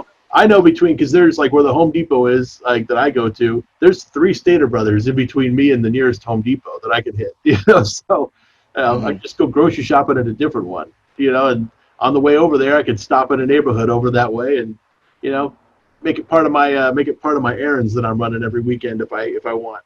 And you know, there's people outside too. You'll see them. They're sitting in their garage because there's a lot of people home right now. So there's people in their garage. I don't know if you've driven around and seen, but you got people just hanging out. You know, they got the TV in their garage. They're they're just chilling out there. You can, as you're walking around the neighborhood, be like, hey guys, how you doing? You know, looking to buy in this neighborhood. Know anybody looking to sell their home? And I mean, you could strike a conversation with them right there on the spot. They're already out there. Not only that, but garage sales. People are having yard sales on the weekends. It's real simple. They're already out there. The sellers are already out in their front yard. You don't even have to like call them or use some, some tactics to get to them. They're right there. They're willing to talk to you. So, you can say a stupid line like it says garage sale, but is the house for sale too? Something stupid like that. And, it starts the conversation. So, Yeah. I mean, it's real easy. It's just a matter of getting an at bat. You have to get an at bat if you want to hit a home run. I mean, you just have to step up to the plate, and the plate is the front door to these people's homes. I know a lot of people that are on the internet. They're looking at for sale by owner websites. They're on the MLS. They're on Craigslist. They're on OfferUp. They're on all these different websites. Redfin, Trulia, Zillow. They're there trying to find deals, and those deals are the only reason they're there is because somebody put them there. That means there's already another layer ahead of you, to the seller, or the seller has put it up there, but they're probably a little more savvy than your average person, and they're probably looking to get, they're looking to get market price on that, and they're probably a lot more educated into the deal. You don't want those deals. You want the person that, they don't know what their home is worth. They've never heard of Zillow. They don't know anything about real estate, which is most homeowners. Most homeowners don't even know how they bought the house to begin with. I mean, they don't know much. It's not what they do, like they're like any other person out there. If you don't know anything about real estate, you probably don't know anything about real estate. It's just, that simple. So, I've found that, when you go in and talk to one of these people, you're going to know way more about real estate than they are. And you have to really kind of bring it down to their level. You can't go in as like this expert, and sometimes as a new person, you're going to get asked questions you don't know the answer to. And so you just say, I don't know, but I'll find out. I mean, it's real simple. You don't have to know everything right there on the spot. And, if they say, how much would you give me for my house? Be like, I don't know. I'm new to this neighborhood. Let me go back to my office. Let me check it out, and I'll get back to you. You don't have to know everything right there as people are asking. And I know, having an MBA, you're supposed to be the smart guy, Alvin. Like, you're supposed to know all this stuff. So, sometimes you just have to dumb it down a bit. You gotta just kind of be like, I mean, you've heard all these people talk. You've heard like Peter Fortunato. You've heard Jack Fullerton. You've heard, Bill Cook. You've heard, Dykes Boddiford, and David Tilney. All these different speakers. You've heard them speak. Like Andy Teasley. When they talk to a seller, like, we know these guys are geniuses. They know everything there is to know about real estate. Bill Tan, like, how do these guys get deals? It's because they talk down to the seller's level, and a lot of times you're putting it back on them. When if the person owes a bunch of money to the bank, let's say the house is worth $300,000 and they owe $300,000. You go to their home and you actually literally you say, like, well, pull out your last mortgage statement. Let's call this bank. Let's call them. And, you get them on the phone and you say, like, hey, they're looking to sell their house. So we're just trying to find out how much, we'd have to pay you guys to buy it from you. Like, how much do you want? And so, they say, well, they owe 300,000 right now. And you say, but that's how much the house is worth. And, they say, yeah. So, you hang up the phone, you look at the people and you say, what are we going to do about this? And they're going to come up with the answer for you right there on the spot. They'll say, well, maybe they'll take less for it, and maybe they will. Let's make an offer to the bank. Let's see if we could buy it. How about we offer them 220,000 for the house right now? They're already behind in payments. It looks like they're not going to get paid. The bank doesn't really want to go through the foreclosure process. They might be willing to take a lower offer today and just get it over with. So, it's it's just, you just got to play down. Play down to the homeowner, and you don't have to know everything on the spot. And just get out there and write offers. Yeah. Now, what about, because when I first started, I remember, not knowing as much, and it's like talking to a guy like you is, it's like, okay, this is really great information. And I remember, talking to Andy one night, and he's showing me how to do the T-bar and all that stuff. And then I get in front of the seller, and it's like I can't remember anything that we talked about, and I'm a deer in headlights. So, Yeah. I mean, so what do you recommend for that person who's just like brand new, broke, needs a deal like yesterday because the rent's due in like 3 weeks, and they just walk into a meeting? They're like, Todd, man, I saw you on that interview, and I know that there's a deal in my neighborhood. I saw this vacant house, or I got a neighbor that's got chip paint or something like that. Like, what do I do? Like, please just help me, man. What do I do? Talk to the seller. Okay. Go put a note on the door. Like that's the first thing I would do. Just put a note on the door. I'm interested in buying this house. Give me a call. Alvin, phone number. Like that's simple. And you may never hear from them. And if that's the case, then it wasn't meant to be. But that's not going to be the only one you put that note on. You're going to go to 100 other houses, and you'll be surprised. You will get calls. You'll get lots of calls that way. People will call you. Not every call is necessarily a deal to a new person. When you're a new person, you have the luxury of saying no to something that might be a little more creative. And if it's something that like, hey, there might be some kind of thing here, maybe, that's when you go to somebody, and one of these more experienced people, and you say, hey, I got this lady, Sheila, I was talking to, and she's got this house, and it's in real bad shape, but I don't really know what to do with it because she's got a mortgage on it that's more than what it's worth, and you call one of us, call one of the people that have been doing it a while. That's why the club is here, is to meet those people that have been doing it. Call one of us and say, I got this deal. You think, you want to call this lady and see what you can do for her, and maybe we'll put together a deal, and we'll put some money in it for you. I mean, any person who does deals will be happy to pay the person that brought the contact information or whatever. If the more information you bring, and the closer we are to a deal, the more you get paid. So, sometimes just bringing the contact information might get you $500. I mean, if I got to do everything else, negotiate and all that from there, there's not much extra value in it. But, the contact information is worth me not having to go to her house and putting the note on the door, So Right. it's, it's a quick way to make a few bucks, and you can do that. That's bird dogging. Bird dogging is just going out and getting the contact information for somebody who may want to sell their home. And you can sell that information off to a real estate agent. You can sell it off to a real estate investor, or somebody that's both, and that may turn into a deal for them. It may not. For an agent, it could turn into a listing. It might not. It's just, but people will be willing to pay for that because here's somebody that says they're interested in selling their home. And if that's all you got, but you don't think there's a deal there, you could turn that on to an agent, and maybe they could list it. So knowing some good agents is really helpful, and you can turn it over to them, and they'll love you for it. They'll be like, Alvin, please give me more of these. I'd love to sit down with people that are wanting to sell, because, they're just as lost as investors are. Just because they're a realtor doesn't mean they're master marketers. They might spend a lot of money sending out postcards and all kinds of stuff, and, putting their face on a urinal, like on a urinal advertisement, but it doesn't get them listings, like if you actually have somebody that's wanting to sell, that's worth a lot of money to an agent, because they could make a good commission on that. So, yeah. Wait a second. You're trying to say that realtors don't know this stuff? No, most of them don't. In my experience, most real estate agents don't know anything about real estate investing. They know the basics of the business for listing and, helping buyers find houses to buy.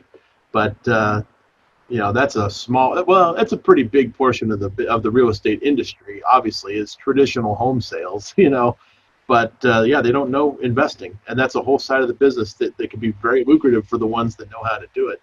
But a lot of them just, they focus all their time and attention in finding people that want to sell and listing that property for sale. And then, also focusing their business on finding people that want to buy and helping them find their dream home, So it's, being like real estate agents, most of them don't understand investors, and, they never will. So you got about 10% of that population that understand investments, and, they're a select few. Trust me, I don't know a lot of them, but the ones that do, they typically come to the club.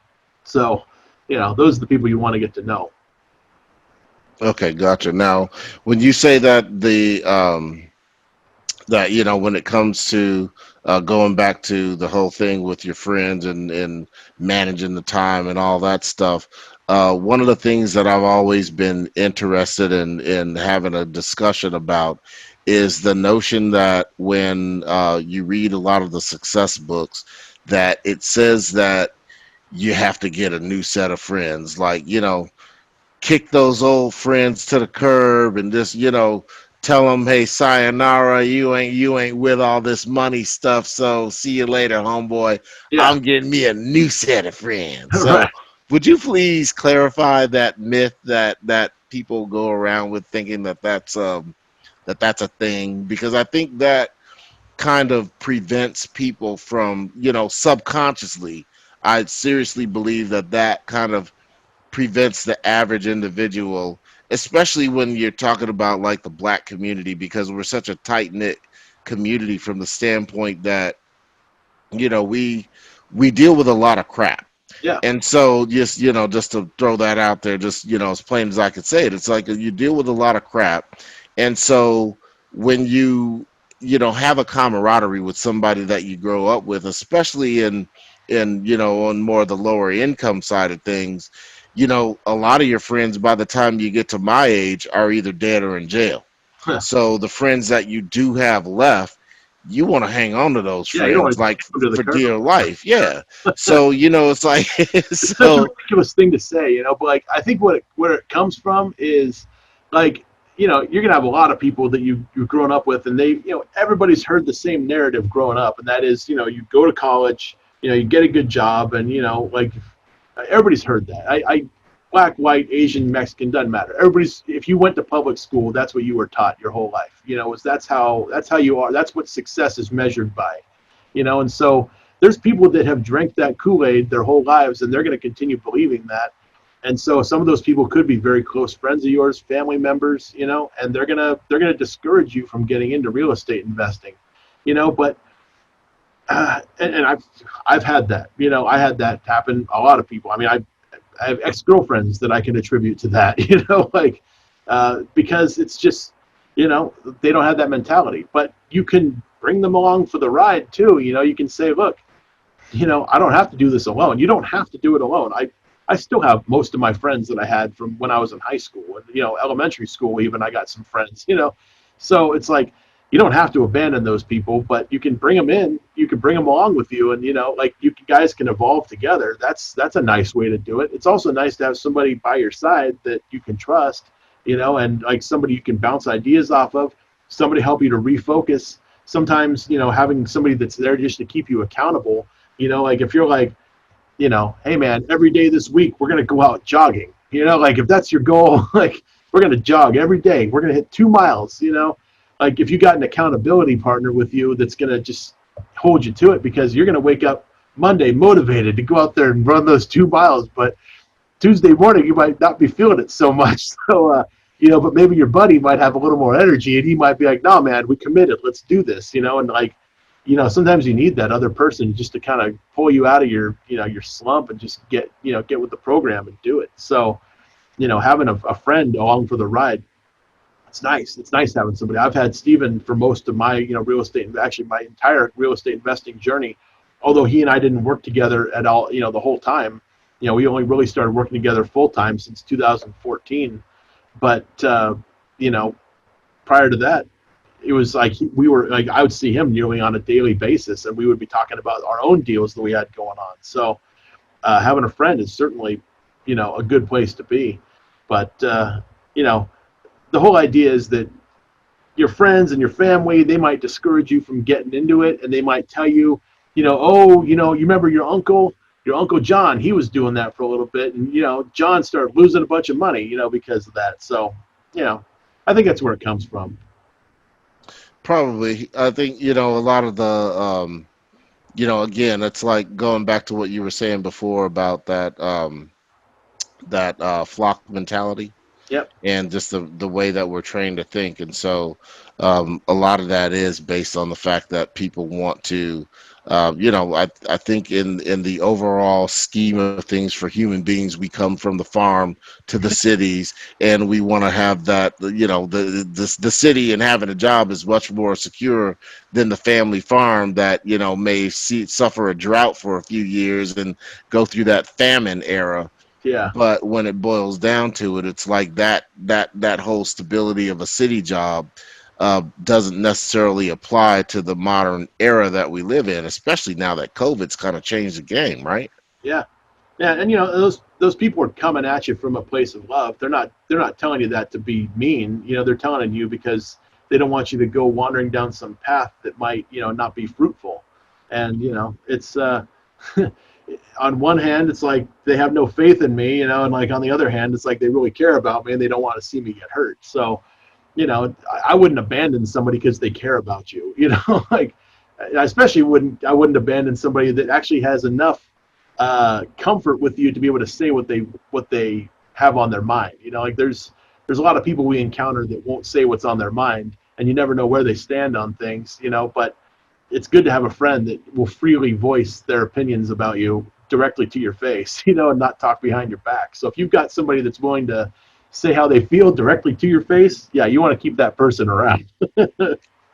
Damn, I have to keep that guy around now. So, okay, all right. I'm like thinking of two people, like one of them is victimizing you every day. You know who that is. Yeah, yeah.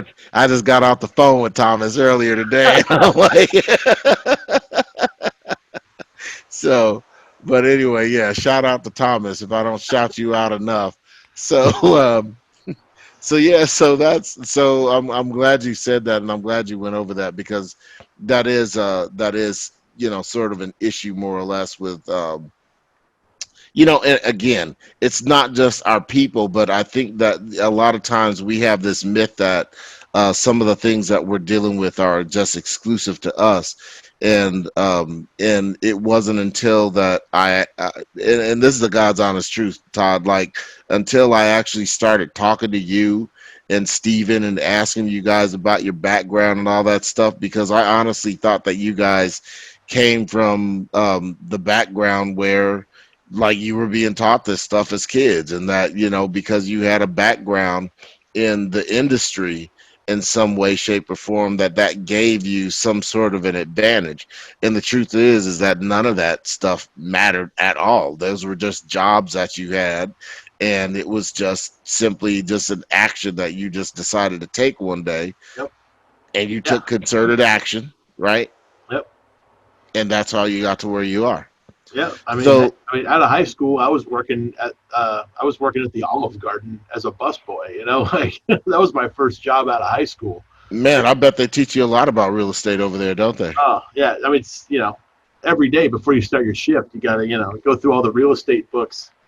Yeah, no, I learned a lot about wine. I learned a lot about wine. And what I learned about wine was that when you sold it, the average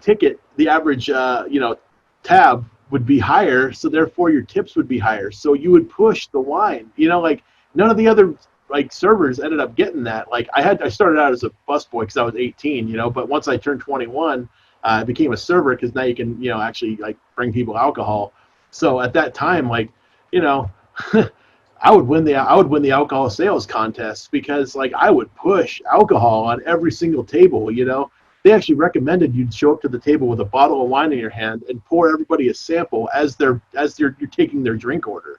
and you say, here, give that a shot. You were allowed to give 3 samples of wine to every single table, every person at every single table that was over 21. So I would give every single person, be like, what kind of wine are you into? Hold on, let me go grab that real quick. And I'll come back with it. And I would pour them the wine. Like, you want me to get you a glass of that? I'll tell you what, if you guys all like it, I'll get you the bottle. It was so easy to sell alcohol at a restaurant. And the tabs would go from what would have been a $60 ticket for a couple, up to like 100, 120 bucks. And, you're making way more money on tips. So, on a Saturday night, I could walk out of there with $250 in tips alone.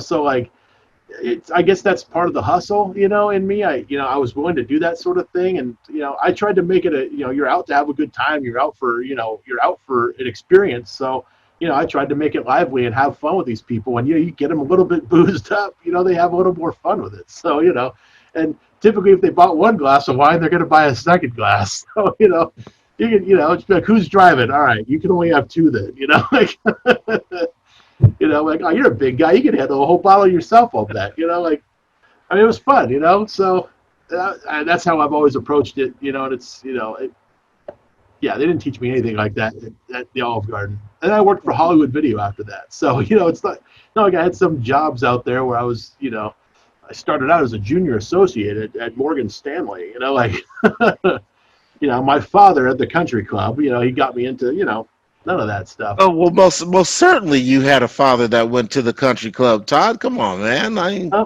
Yeah, no, okay. Member of any private organizations, I was in the Boy Scouts. There we go. That's okay, yeah, teaching real estate in the Boy Scouts there now, huh? Yeah. Okay, yeah. so now, well, let me just say this real quick, just because you brought it up, and I think it's important to make note of this, is that what you're just describing to me is the fact that you're a thinking guy. And so every time I'm having one of these conversations with you, whether we're, out drinking or if we're doing an interview or something like that, and thank you for doing the interview, having me come on your radio show and do the interview. We'll make sure we plug that before we go. But you always reveal something to me that makes me realize that you are a thinker, and you don't hang back with the crowd and just accept what people offer you. You try to basically take whatever you got. You take lemons and you make lemonade, basically. Yeah. And so that's one of the things that I want to point out about the business, is that what you actually did, what you were describing, is the exact same thing that we do as real estate investors when we walk into that house and start talking to people, or we call them up on the phone and we finally get that guy on the phone. And then it's the difference between that being a sales call or it being just an engagement call. Yeah. Just a probing call, like, hey, what's going on? I'm trying to find out how I can help you. Right. I don't want anything from you, right? Yeah. And so what you were doing at the Olive Garden, you actually were training for real estate without realizing it, because you were basically making a friend right from the get-go. You figured out a way to get in there, and within the first 30 seconds, that critical time that you have with a new person, to make a really good impression and make a quick friend and build off of that rapport. Yeah, sometimes, like as a waiter, you have somebody's coming in to celebrate their birthday, their anniversary, and your goal is to make that a special, experience for them and whatever. Their motto was to make people feel wanted, special, and appreciated. So it's like, when I started getting into the life insurance sales business, you get into that, and it's the same thing. You're going into people's homes. They know they need life insurance, like that's why they called you, so you're sitting in their home and you're explaining to them, the different types of plans that are available and all that. But before you can jump into all that stuff, you kind of have to get some kind of common interest with the people. And you go into people's homes and they've got, I remember one particular person I went to, they had Disney stuff everywhere, so clearly they were a fan of Disney. So that was an easy thing to talk to them about. You'd be like, wow, you are really into Disney, and you could basically just be like, how long you been collecting this stuff? You don't even talk about insurance. You're going in and you walked it, as you're walking up the driveway, they got a sailboat parked in the driveway, and you're like, yeah, I noticed that sailboat out there. How long is that thing? Like you take that thing out very often. Like you don't even go in talking about real estate. You don't even go in talking about insurance or whatever. You're going in and talking about what you've noticed about them, and you're trying to find some kind of common ground. And you can easily do that. It's really simple to do. You don't have to know anything about sailing. I don't know anything about sailing, but I've talked to lots of people about their boats, because I've found out that boat owners usually love the day they bought them and the day they got rid of them. So, you can talk about all the troubles they've had with a boat and being a boat owner, and like they'll tell you, be like, when was the last time you took it out? They're like, oh, man, we took it out, blah, blah, blah, this horrible stuff happened. You can go for an hour with somebody talking about that stuff. I talked to somebody about, like, they were, people that are really into golf. I mean, you can see it. You go into a person's home, they've got what they love somewhere around there. And, some people's homes, though, are very boring, and it's really hard to find something common to talk to them about. And so, I just talk about the numbers. I become a robot at that point. It's like beep, boop, beep. Let's talk about the numbers, because that's probably all you really care about. So, you don't have any pictures of family members on the wall. Like I don't see a picture of you on vacation anywhere. I don't see a picture of you at SeaWorld with the kids. I got nothing to talk to you about. So you got to drag it out of them somehow.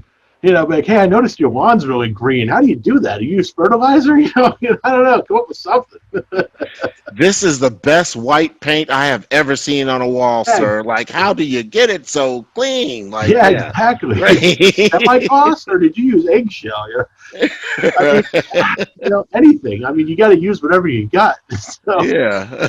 But people, if they're interested, if people have a hobby, and most people have some kind of interests in their life, they'll talk about it, and they'll talk about it till they're blue in the face. And then at some point, you got to be like, all right, listen, I could talk to you about this all day, but I came here to talk to you about your house. Let's talk about this for a minute, and you get back into it, and so now they already like you, and whether you put a deal with them together or not, you can always say, look, I don't really have a way I can help you on this one, but I got a friend of mine. He's a real estate agent. He's the best guy I know. He's sold a ton of homes in this area. Would you mind if I gave him your number, and, he'll give you a call and see what he can do for you? Most people will be happy to do it. So, and then they have a layup. I mean, you just laid it up to that realtor, like they'd be happy that you just gave them a deal that you talked to this person for an hour about their sailboat, right. or the whiteness of their walls. Right, right. He really likes paint. You ever talk to him? He's really into it, man. Yeah, that day, talk to that guy about paint, man. Learn about the glosses. Yeah, exactly. Gloss, right? Was that Valspar, or did you use like a bear, or like this is got Martha Stewart living right here? Yeah. So yeah, so you so basically that rapport, that's a really, really important thing. And then also the fact that you said that you don't go in there talking about real estate from the get-go, and why is that so important? Like, because I mean, obviously I'm there to talk about a deal, because look, I can tell you something, Todd. When I first was when I got to a point, I was desperate. I'm trying to find that first deal to close, and I've told you about this story plenty of times, where I'm thinking, okay, I'm just gonna get this list from this title company. I'm gonna go to the first door that I knock on of this guy that's in the foreclosure. He's gonna answer that door. We're gonna do a deal, and I'm gonna make $5,000. Damn it! And that shit is happening like today. Yeah. Okay. So so I got that list. I went to that house. Yep. And then I knocked on that door. And guess what happened, Todd? Well, they probably didn't answer, if I had to guess. No, they didn't answer. No, they didn't answer. They actually answered after I left, because I purposely, I drove up the street. I left a note on the door. I drove up the street as if I was leaving, and then I turned around, parked a few houses down, and then I just watched. Huh. And they came out, a little while afterwards, and they came out, they grabbed the note, went on back in. Yep.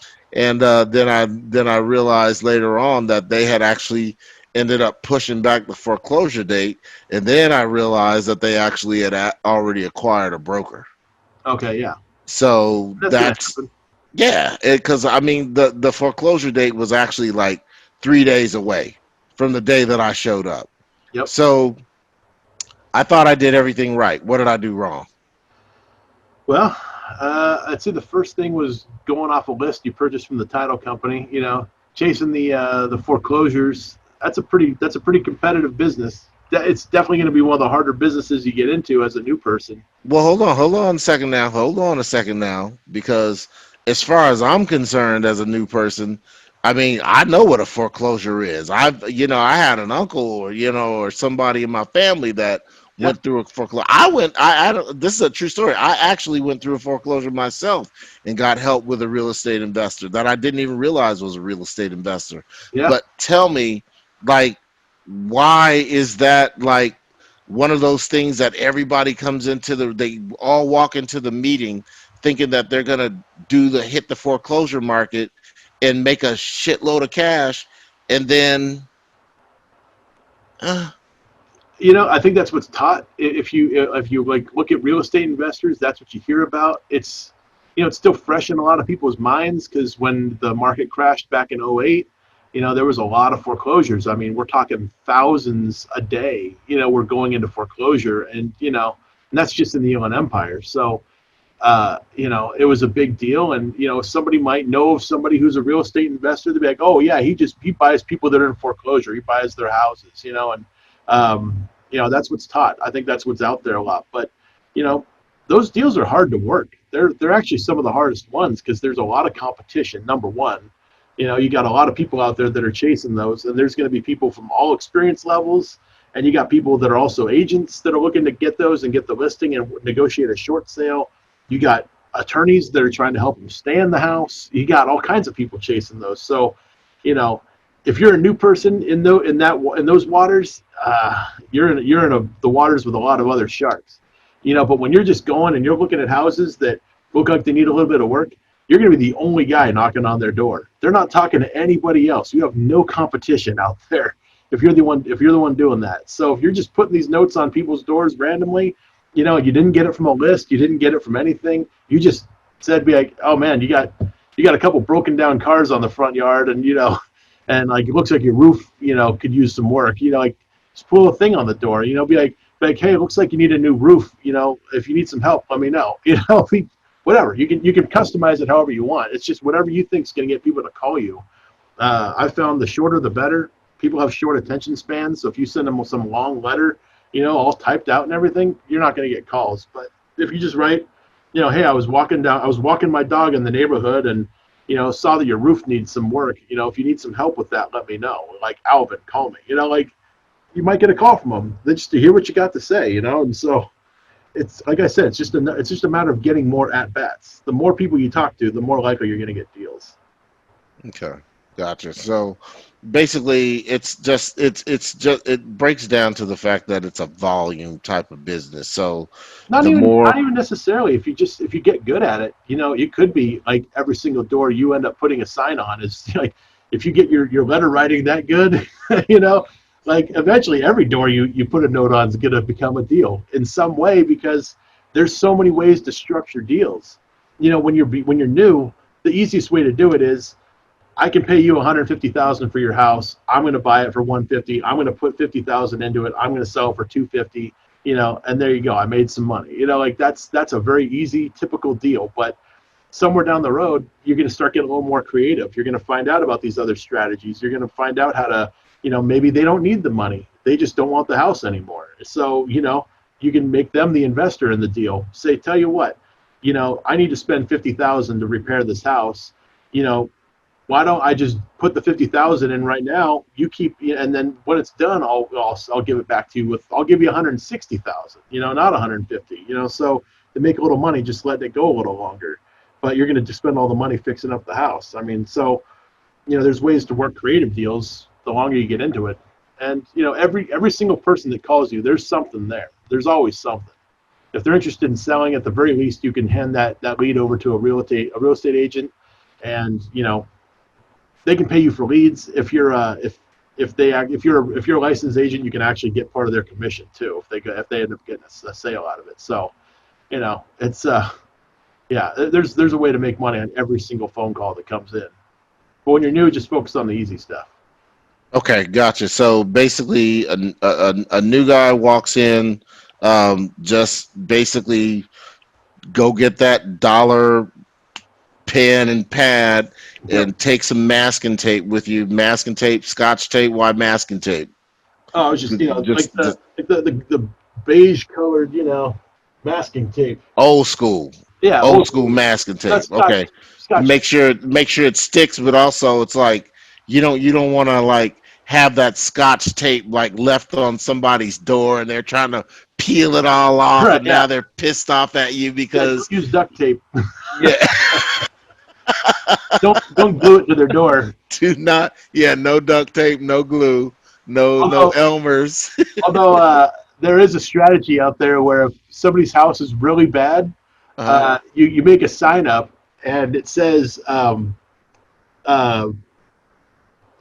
like for sale, call Alvin. You put your phone number on it, and you get a big sign, and then you nail it to their garage door. It's one way to get them to call you because they'll call you pissed off. Like who do you think you are nailing your sign to my door? Right. Well, I think that's one strategy. It's just a way to. Sometimes just getting somebody to call you, whether they're mad or happy, you just want to get them on the phone. Right, and that's very true, because one of those things, that's another one of the myths that you carry in your mind when you're getting started. It's like, okay, well, I'll get the list and then I'll just go to the first house and then I'll close the deal. Yeah. And then you also have this notion that, okay, well, I'll get a list, I'll go do a skip trace, and then I'm going to start calling everybody at 9 o'clock in the morning. And of course, they're going to answer the phone, right? Of course. Everybody's going to answer the phone because I'm calling to help them, right? Yep. So if I'm calling to help you, then naturally you should answer the phone, because, otherwise that would be rude. Yeah. So you should know why I'm calling you, right? Yeah. Technically speaking. I wish it worked that way, I wish it did too. So, but so can you clear some of that up? Like, why should I not expect to talk to everybody on my phone list? Like, what's the deal with that? I'm just calling. I'm asking for help. I'm offering help. I'm leaving messages. Nobody calls me back. What's the deal? It's the phone is I know plenty of investors that do deals just by talking to people on the phone. Aaron Mazzrillo is one that comes to mind when I think of this. But that's going to be somebody who's been in the business for many years, and Aaron's a great salesman too. Yeah, he'll tell you himself. He gives good phone. Like he's good at building that rapport with somebody over the phone. And anybody can get there. I'm sure I could do it. I've never done it that way, but initially it's going to start with a phone call. I like them calling me. It's easy enough to put signs on a ton of doors. That's easy for me to do. Anybody can go out there and do that. That does not require any special skills or knowledge. You just have to be able to write. If you can write and you're pretty good at spelling, you'll probably get phone calls. It's you don't even have to be good at spelling, do you? Not really. That's why I said pretty good. Just maybe spell your own name right and make sure the phone number you put on there is actually yours. As long as you get those pieces right, you should be all right. People might be like, why'd you leave this note on my door with your name and number? You should go out there and just put your name and number on a thing and just stick it to a door and see if they call you. And that way we guarantee no misspellings that way. So yeah, exactly. Call me back. Alvin, number, boom, stick it to their door. Right. Well, I think I might have misspelled back. So, we're in higher level territory there. So, right. Just don't use letters from a bunch of different magazines to write the note, Okay. That's handwriting works best. So only when I'm stalking, that's the only time that I should do that. Is that correct? Right? Okay. Yeah, just throw a killer note. Yeah. Just checking on that. Like so you weren't home. Don't do that. I'm watching you now, right? Don't do that one. The police. Okay. All right. I'll make a note of that one real quick. Stalking. Okay. Stop. Yes. Stop. All right. Doing You're right. so so once I stop doing that, then um, so I should leave notes on doors. I should continue to call people back because lo and behold, even if you leave a message, they're not going to call you back right away. Right. I'm thinking this is leading to like one word, like a P word, like what is that called? Yeah, Persistence, right? persistence. Yeah, Perseverance, yeah. the whole thing. It's buy, sell, or go to hell. Like those are the three things you're hoping to get out of any person. Like like you're either buying their bullshit, Uh-huh. like you're selling them on yours, or they're telling you to go to hell, or you're telling them to go to hell. It's like Right. those are the three things that are going to happen. So, you Okay. know, and if they until they say go to hell, you're going to continue calling them. Like they're not interested in selling their home right now, but call them in a month. Be like, tell you what, if you can, if you're able to sell it and get out of this thing, I hope you do. I really hope you sell this home and get it off your plate. But would you mind me calling you in a month just to see where you are on it? And most people are going to be like, fine, just to get you off the phone. So call them back in a month. Be like, hey, we spoke a month ago. I don't know if you remember me or not. I was the guy that talked to you about the paint forever. Just seeing how things are going. Did you ever sell your house at 123 Main Street? No. Oh, what happened? And there you go. You're back on the phone with them again, and now that you might have a deal. A month has now passed.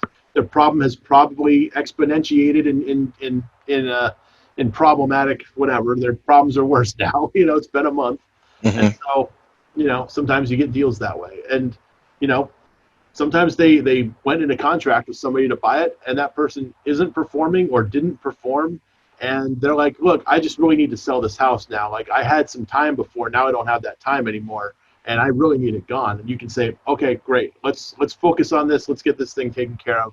I'm going to buy your house, and then you can just move forward with it. It's like that.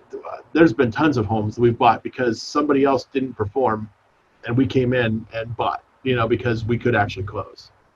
Okay. All right. Cool. So, with that said, I want to go ahead and wrap it up because I know you gotta get going. You got your family waiting on you. It's a nice Friday evening, and huh? I said, I know. It's Friday night. Yeah. I would like to think that you're gonna have like a nice relaxing weekend, but I know that's not true.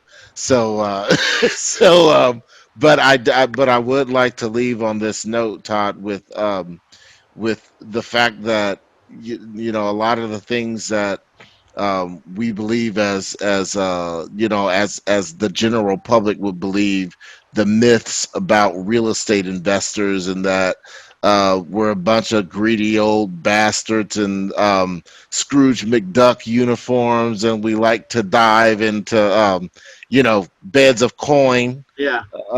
Because I did notice that you had a bed of coin back there on your desk over there. But do you dive in there often? I have been known to sleep under my desk, but no, I don't keep any gold coins under there. Oh, you don't? No gold coin, huh? Okay, all right, cool. Yeah. So what is it? What is it about a real estate investor that I should know? Because the only exposure that a lot of people have to the average real estate investor is their landlord, and their landlord might be an asshole. So, a guy that doesn't like dealing with asshole landlords, and he's a great guy. He knows he's a great property manager. We love him, and he's got his stuff together. Yep. But what is it that you see? Um, that's the biggest misconception about what you do as a real estate investor. It's people assume a lot. Like they assume that I've got a Lamborghini sitting. Like they're wondering when if they're gonna come out with me with if I'm gonna take my Lamborghini out. And I'm like, I don't have a Lamborghini. I've got a regular house. I'm not the type of guy that flaunts having money. It's not my thing. I like spending money on vacations. I don't like spending money on stuff. It's just not the way I was raised. I try to keep a very minimal amount of stuff. Like I don't want to own anything. I like to rent the stuff that's really expensive. So if I want to take a nice vacation, like I'll spend the money on that. But I'm not going to go out and buy some $1 million motorhome, because that's just taking investment dollars out of my own pocket. So I'd rather see a return. And if I'm going to buy something, if I'm going to buy a luxury item of some kind, I need to have an investment that's paying for that. So like, because what I hate to see is like if I had this much money to invest with, and I just bought something, now I have this much money to invest with. And I can tell you, it's a lot harder to be a real estate investor when you got this much money. When you got this much money as a real estate investor, things become a lot easier because now you can spend some money on marketing, you can spend some money on training people, you can spend some money on, all kinds of stuff, fancy schmancy logos and T-shirts, like Flip-flops. flip-flops. I can buy the rainbow flip-flops. I don't have to buy the the cheap little O'Neill ones or something. I don't have to go to the dollar store to buy my flip-flops. Right. I spend $50 on mine. Right. Hey, real that's flip-flops. Yeah, real Right. flip-flops from Hawaii. But Right. that's I think the misconception is that real estate investors are going to be these stuffed shirt, like very calculated. I don't know, like what is it? What's the word? Like a shrewd businessmen, like they're just gonna try and bleed you for everything. And those guys are out here. I've met many of them, and they're complete tools, and I hate every single one of them. But I've met a lot of people, a lot of real estate investors that are just, they're here to help. Like they're like, if I got a deal I can't figure out, they'd be more than happy to help jump in any way they can. Sometimes they want a piece, sometimes they don't. It just depends on how how giving they are as a person. But if you come to the Inland Empire Real Estate Investment Club, most of the people there they're there to help. If they got any information that would do you any good, they'd be happy to share it with you. I've not met anybody there that's like, oh no, that's mine, that's my little secret, I'm not going to tell you that. Like, we're pretty free with our secrets because there are none. Like, there are no secrets. It's investing in real estate is simple. You get the sellers, you talk to them, build up some rapport, get them interested, find out how much they're willing to sell their house for, buy it, flip it. I mean, it's really simple. You have to find some money people out there, but they're out there. And at the club, we have a green sticker you wear on your name tag so people know who you are. If you got money, you wear the green sticker, and that tells everybody I got money. It's like, we made it pretty easy. It's the only thing that most people lack is the actual action item, which is to go out there and make offers. Meet people looking to sell. It's don't waste your money on those lists. It's it is a waste of money. I've known hundreds, if not thousands, of real estate investors that have wasted money on things like lists. Buying software like Property Radar. That software is great and it's amazing, and you can definitely do deals. Because of the tools that you have there, but you don't need that to be a real estate investor or an agent even. You just need to be able to get in front of people and make offers. Like, that's what it takes. That's the first step. If you're not doing that, you're not investing. Like, step one, make offers. It's right. Like, that's it. Like if you haven't even done step one yet, you're not an investor. You're just a guy that likes real estate. You're a hobbyist. Right. Okay, gotcha.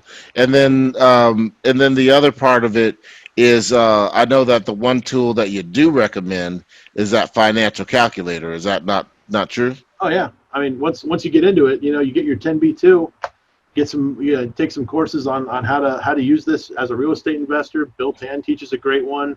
You got Andy Teasley teaches one.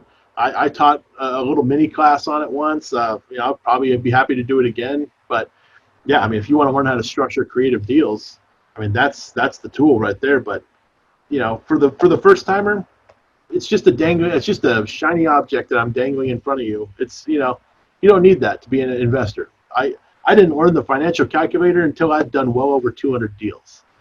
So it's right. It's not a necessary tool, but you can structure some cool stuff once you know how to use it. Okay. So, gotcha. Definitely a tool. I got it sitting right here on my desk. That's how much I use it now. Not only do I have it on as the actual calculator, I got the actual app that I have on my phone. Like I use it on a regular basis, multiple times a day. So.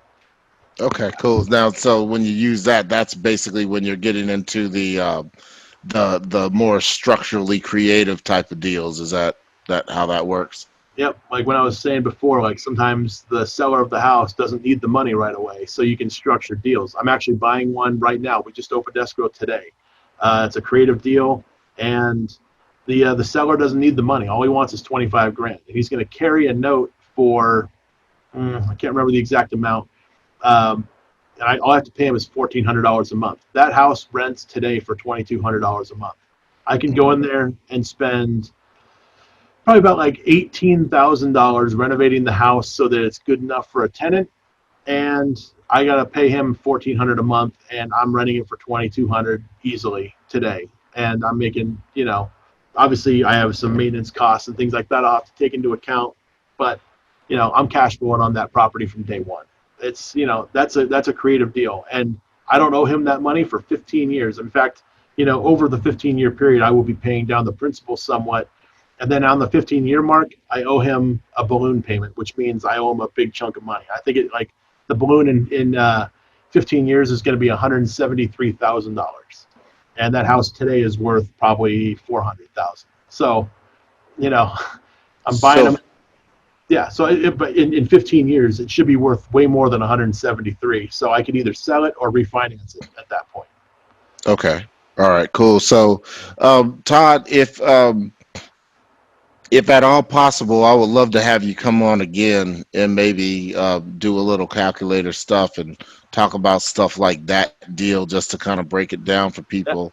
You could do it a heck of a lot better than I can, because you're the one that taught me in that special class. So, and I always say you ruined my life that night. Yep. You taught me how to use that calculator, because that's all I do now. I just play around with my calculator all day. Look, That's probably why I haven't made any phone calls, right? The trouble with like creative deals is there's no magic formula on how to find somebody that's willing to do something like that. There is no way I've found yet that that yields a creative deal every single time. It's you just have to throw it out there as an option. Like while you're talking to these people about their sailboat and all that stuff, you can maybe start introducing a concept like that, talking about their sailboat. You'd be like, man, I've always wanted a sailboat, and you said you don't want yours anymore. Like, can I pay you like $300 a month and I can own your sailboat? Like, introduce the idea somehow to them, and maybe later on when you're talking about the house, you might be like, remember that deal I was talking about, the sailboat? I gave you $300 a month. Well, what if I buy your house and I just pay you $1,500 a month for it? Like, it's the same thing, and like be like, you'll be the lender on it. You be the bank, like I could call Chase right now, but who wants to make Chase richer?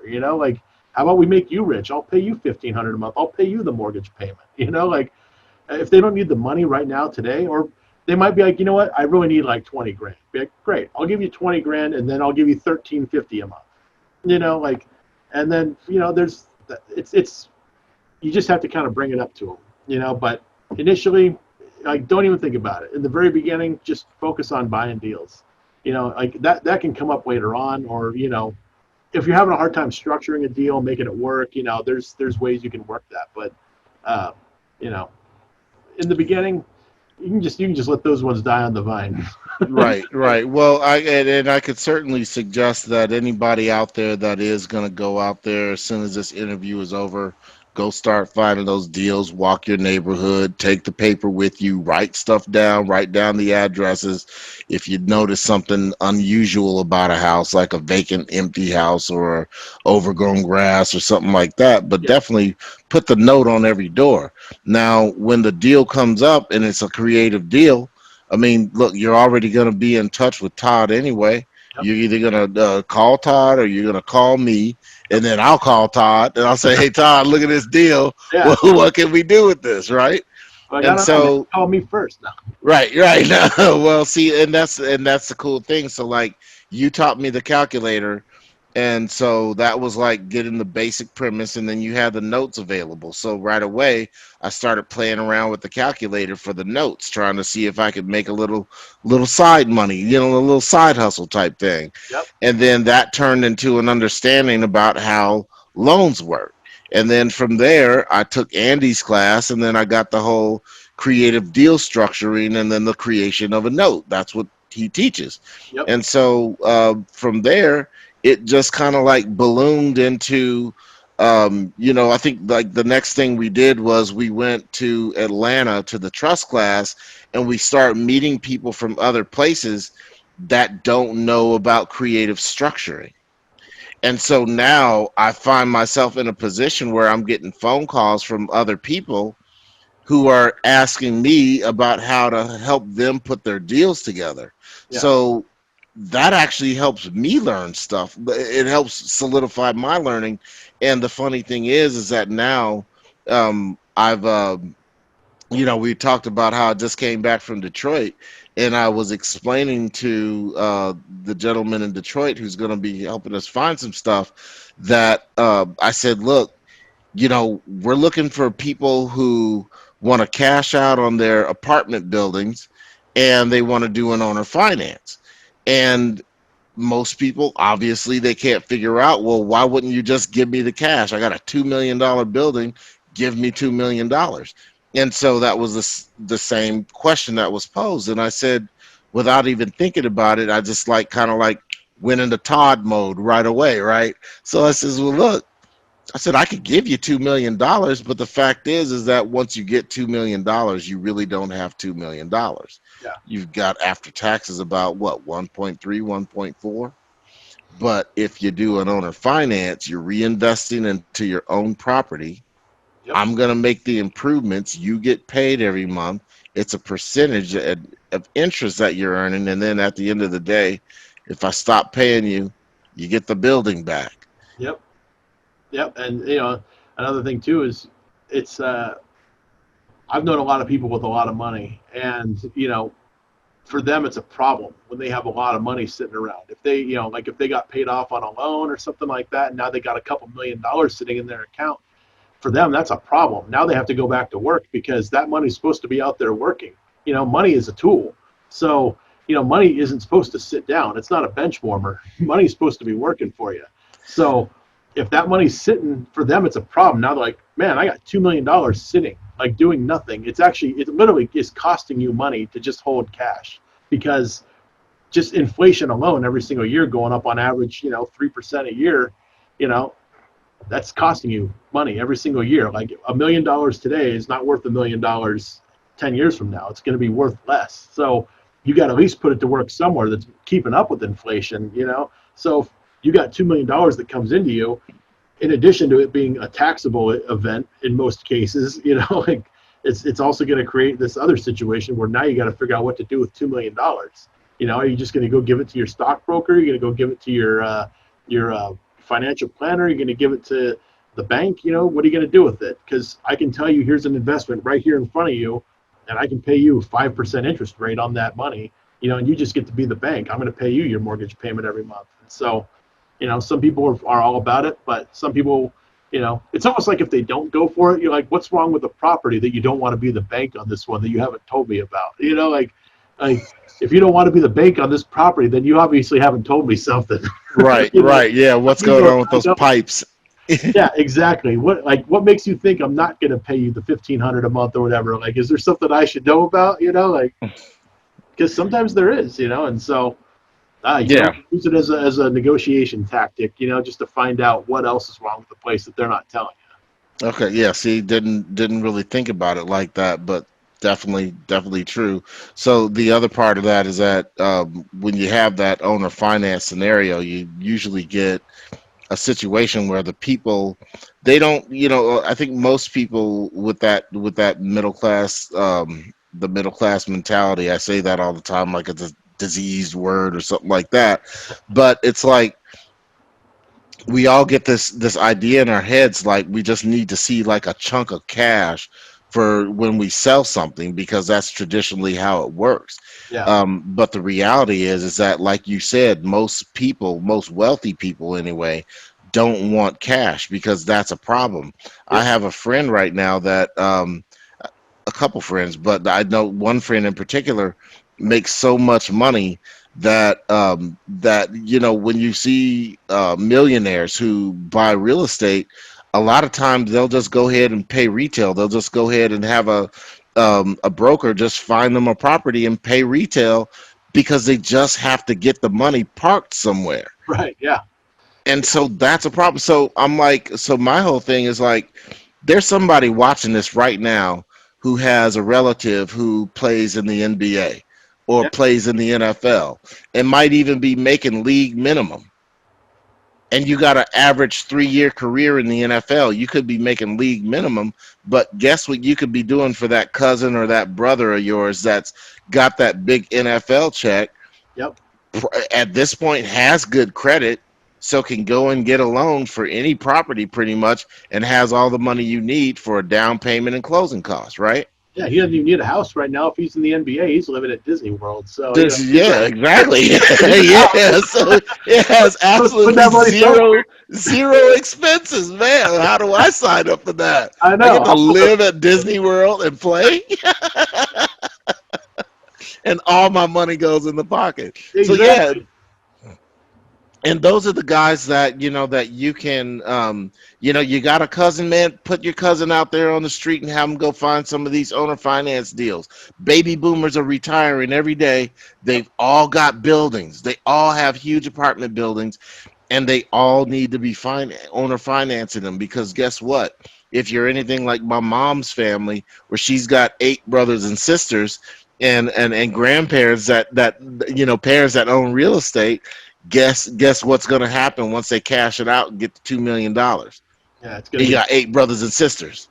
Yep. Yeah, you know what I'm saying? So Yep. It gets yeah, divided up. and that wealth just quickly, just as long as it took your parents to build that wealth up, it's Yeah. all gone. Yep. All gone in a year. So that's why you people should be doing owner finance, and then that's why you other people should be out looking for owner finance deals, and then get with the family members that you have who have the good credit, who have the good jobs, who have those means to be able to help you close those deals. And if you need instruction on how those deals work, call that man right there, Yeah. Todd Bayer. Yeah. I mean, Todd Bayer. if you need $100,000, either you got 10 friends with 10 grand, or you got 100 friends with $1,000. I mean, it's, you can put it together in a lot of different ways. There's always somebody out there. I mean, real estate investing is sexy, to some people. So if you tell people I got this house, we can flip it like they do on TV, there's some people that might go in on it with you, and of course there's rules and stuff around, putting money together from other people and all that stuff. So you should do your homework. I'm not here to talk about all that stuff, because that's, but there Right. are rules to it, and so just make sure you know the rules when you're playing with other people's money. But there's definitely a way to put it together. And sometimes if you work with experienced investors, they know all those rules and they know how to keep you safe and protected so you don't get sued later on. So yeah, just do deals. It's that easy. There you go. That's it. That's a true statement by Mr. Todd Bayer. So, Todd, I want to thank you again for for not only being a good buddy of mine, because you really are there for not just me, man, but everybody in the club. Every time I text you, you get back to me within the day. I'm gonna say that, because like seriously, man, like, people get pissed off all the time when you don't get back to them. And I used to be the same dude, like, man, what is this dude doing? Like, I know he ain't that busy, and now I'm that busy. Right, So yeah. it's like, yeah. So, but you're always very responsive. You and Steven both, you guys always get back to people. You guys are always just there for the club members, answering questions, unraveling mysteries, teaching us how to do the financial calculator. And the thing is, it's like, I'm not sure if you guys even realize like how much of an impact that you have on people's lives, and in particular for us as minorities, because again, and Thomas has said it plenty of times, that we don't grow up with these subjects being talked about in our community. And then when we have these athletes in our families and these things going on in our community, we see how the money gets wasted. Yeah. And so that's especially with everything that's going on now, like, this is a time where where we should be creating this movement for black people to gain more wealth, and whether it's through real estate or just simple financial intelligence, it needs to happen. So Yeah. Yeah, I mean, I remember when I was a kid, like Wesley Snipes got picked up for tax evasion. He ended up doing jail time for it. And then you had like MC Hammer goes broke, Mike Tyson goes broke. Like how is it possible this person had I mean, Tyson, how much did he get paid to fight Evander Holyfield? Like, how did he lose that money? $50 million or You know something what I like mean? that. Yeah. I'm like, how? How did you, you know? And it's because they blow it on stupid shit, you know, like, and they didn't invest their money. It's that simple. If they would have invested it, you know, like that same example we gave earlier about the guy selling his building and getting $2 million into his pocket, you know, if he's one day he's had a couple of drinks and he's trying to impress some people and he's at the Lamborghini dealership, you know, he might make a dumb decision and buy a Lamborghini on a whim, you know, because he's like, hey, I got 2 million in the bank. Let's go buy a Lamborghini, you know, and man, you just took yourself down. Like, you know, like you now have much less buying potential and you're now able to buy less assets. You know, like if you had $50 million and you gave it to a stockbroker and they promised you a 3% annual return, you could probably live on that money, you know, and that's, you know, that's what's crazy is he could have gotten a guaranteed return from an insurance company on an annuity, you know, and guaranteed for the next 30 years, he could have lived off of that income. Yeah. He just would have invested that 50 million. But instead, you know, he blew it on a stupid house, and you know, I know he didn't buy those tigers. I know he didn't really have them, but you know, like he's climbing his way back. He's gotten into the weed business and stuff, but you know, it's still like you know, come on, man, you had hundreds of millions of dollars at one point. Like, where did that money go? You know, and so I think he's being a little smarter about it now. Yeah, yeah, and I remember, man, back when that was going on and how people used to always praise MC Hammer when he first came out, talking about, man, MC Hammer's like a businessman, like, you Yeah. know, he's not just a rapper, he's a businessman. Yep. And then, you know, and I'm sure that was a heavy hit on his ego too, because I mean, let's face it, everybody's, you know, talking you up as the greatest rapper slash businessman, and then all of a sudden you hit the bricks like that, man. That's not good. That's yeah. Man, he was too legit to quit, man. We left that door wide open for you, man. know, So, yeah, you did. but pops.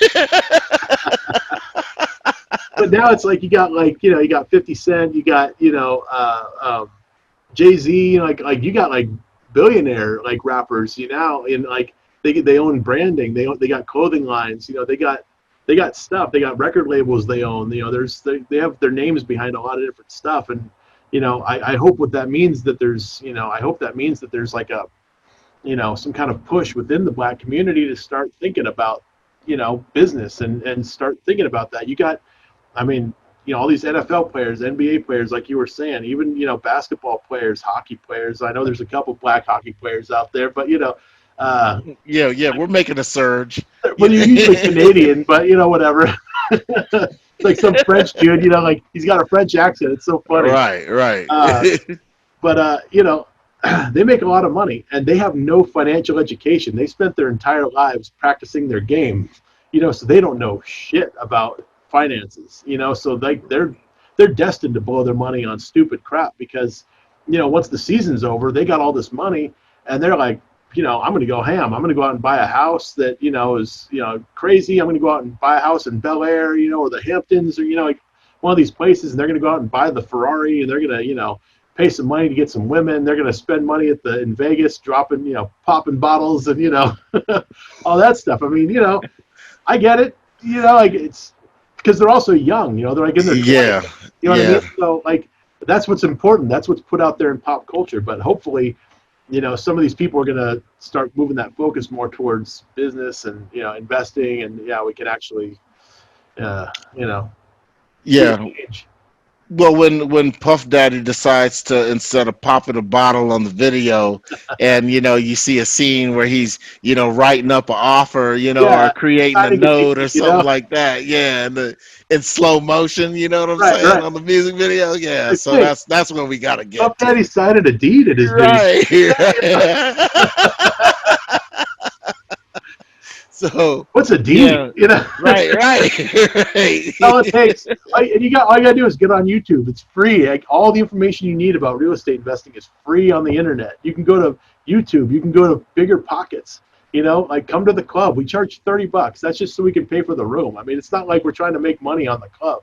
Like, we're not out there selling books and, you know, tapes and all that stuff. Like tapes, CDs or MP3. I don't even know what they're selling now. Digital programs, like. You know, there's no money in that. It's just a group of people. So, you know, we're all here to help. Come Right, on out. right. Absolutely, absolutely. So yeah, thank you very much, Todd. I really appreciate it, man, because I could go on for another hour with you. I no doubt about that. Yep. So so yeah, we'll do it again. We'll get together again soon and maybe do some financial calculator stuff and do go over some creative deal structuring to take it to that next level for people. But I thank you for breaking all that down and explaining some of those fundamentals that people need to know to just get started. It's just all about activity. You don't need a financial calculator. You don't need a business card. You don't need anything. You don't even need a sign. You Right. just need a pair of legs, a mouth, and a hand that has one finger. Yeah. Just one finger, or even just knuckles, Yeah. okay? Exactly. You Something. can knuckle it. So that Bring might a be buddy something along. else. Yeah, Use good his thing finger. Good thing Steven's not here because he would say Yeah. some other reference, but yeah. So, but yeah, action. Just take action every single day and be consistent about it, and you will get the results because it's not a question of if; it's just a question of when. Yep. So when you shift the if to a when, it's like, oh, okay, well, when it's gonna happen? Well, it's gonna happen as soon as I get my ass out there and just do it over and over again because it's gonna eventually happen, right? Yep. Yeah, cool. All right, man. Thank Well, you very much. Where can people reach you, Todd? you know what? Best thing to do is to go to meetup.com, join the On Empire Real Estate Investment Club, and then just send me a direct message. It literally pings my phone. It's the easiest way to get in touch with me. Okay. And if a guy needs to buy a tiny home from you, You can go to backporchhomes.com. Go check it out there, or again, ping me on Meetup. all right, cool. All right. Thank you very much, Mr. Bear. I really appreciate your time. All right, Alvin. Thanks for having me, man. All right, man. All Talk right. to you soon. See ya. All right.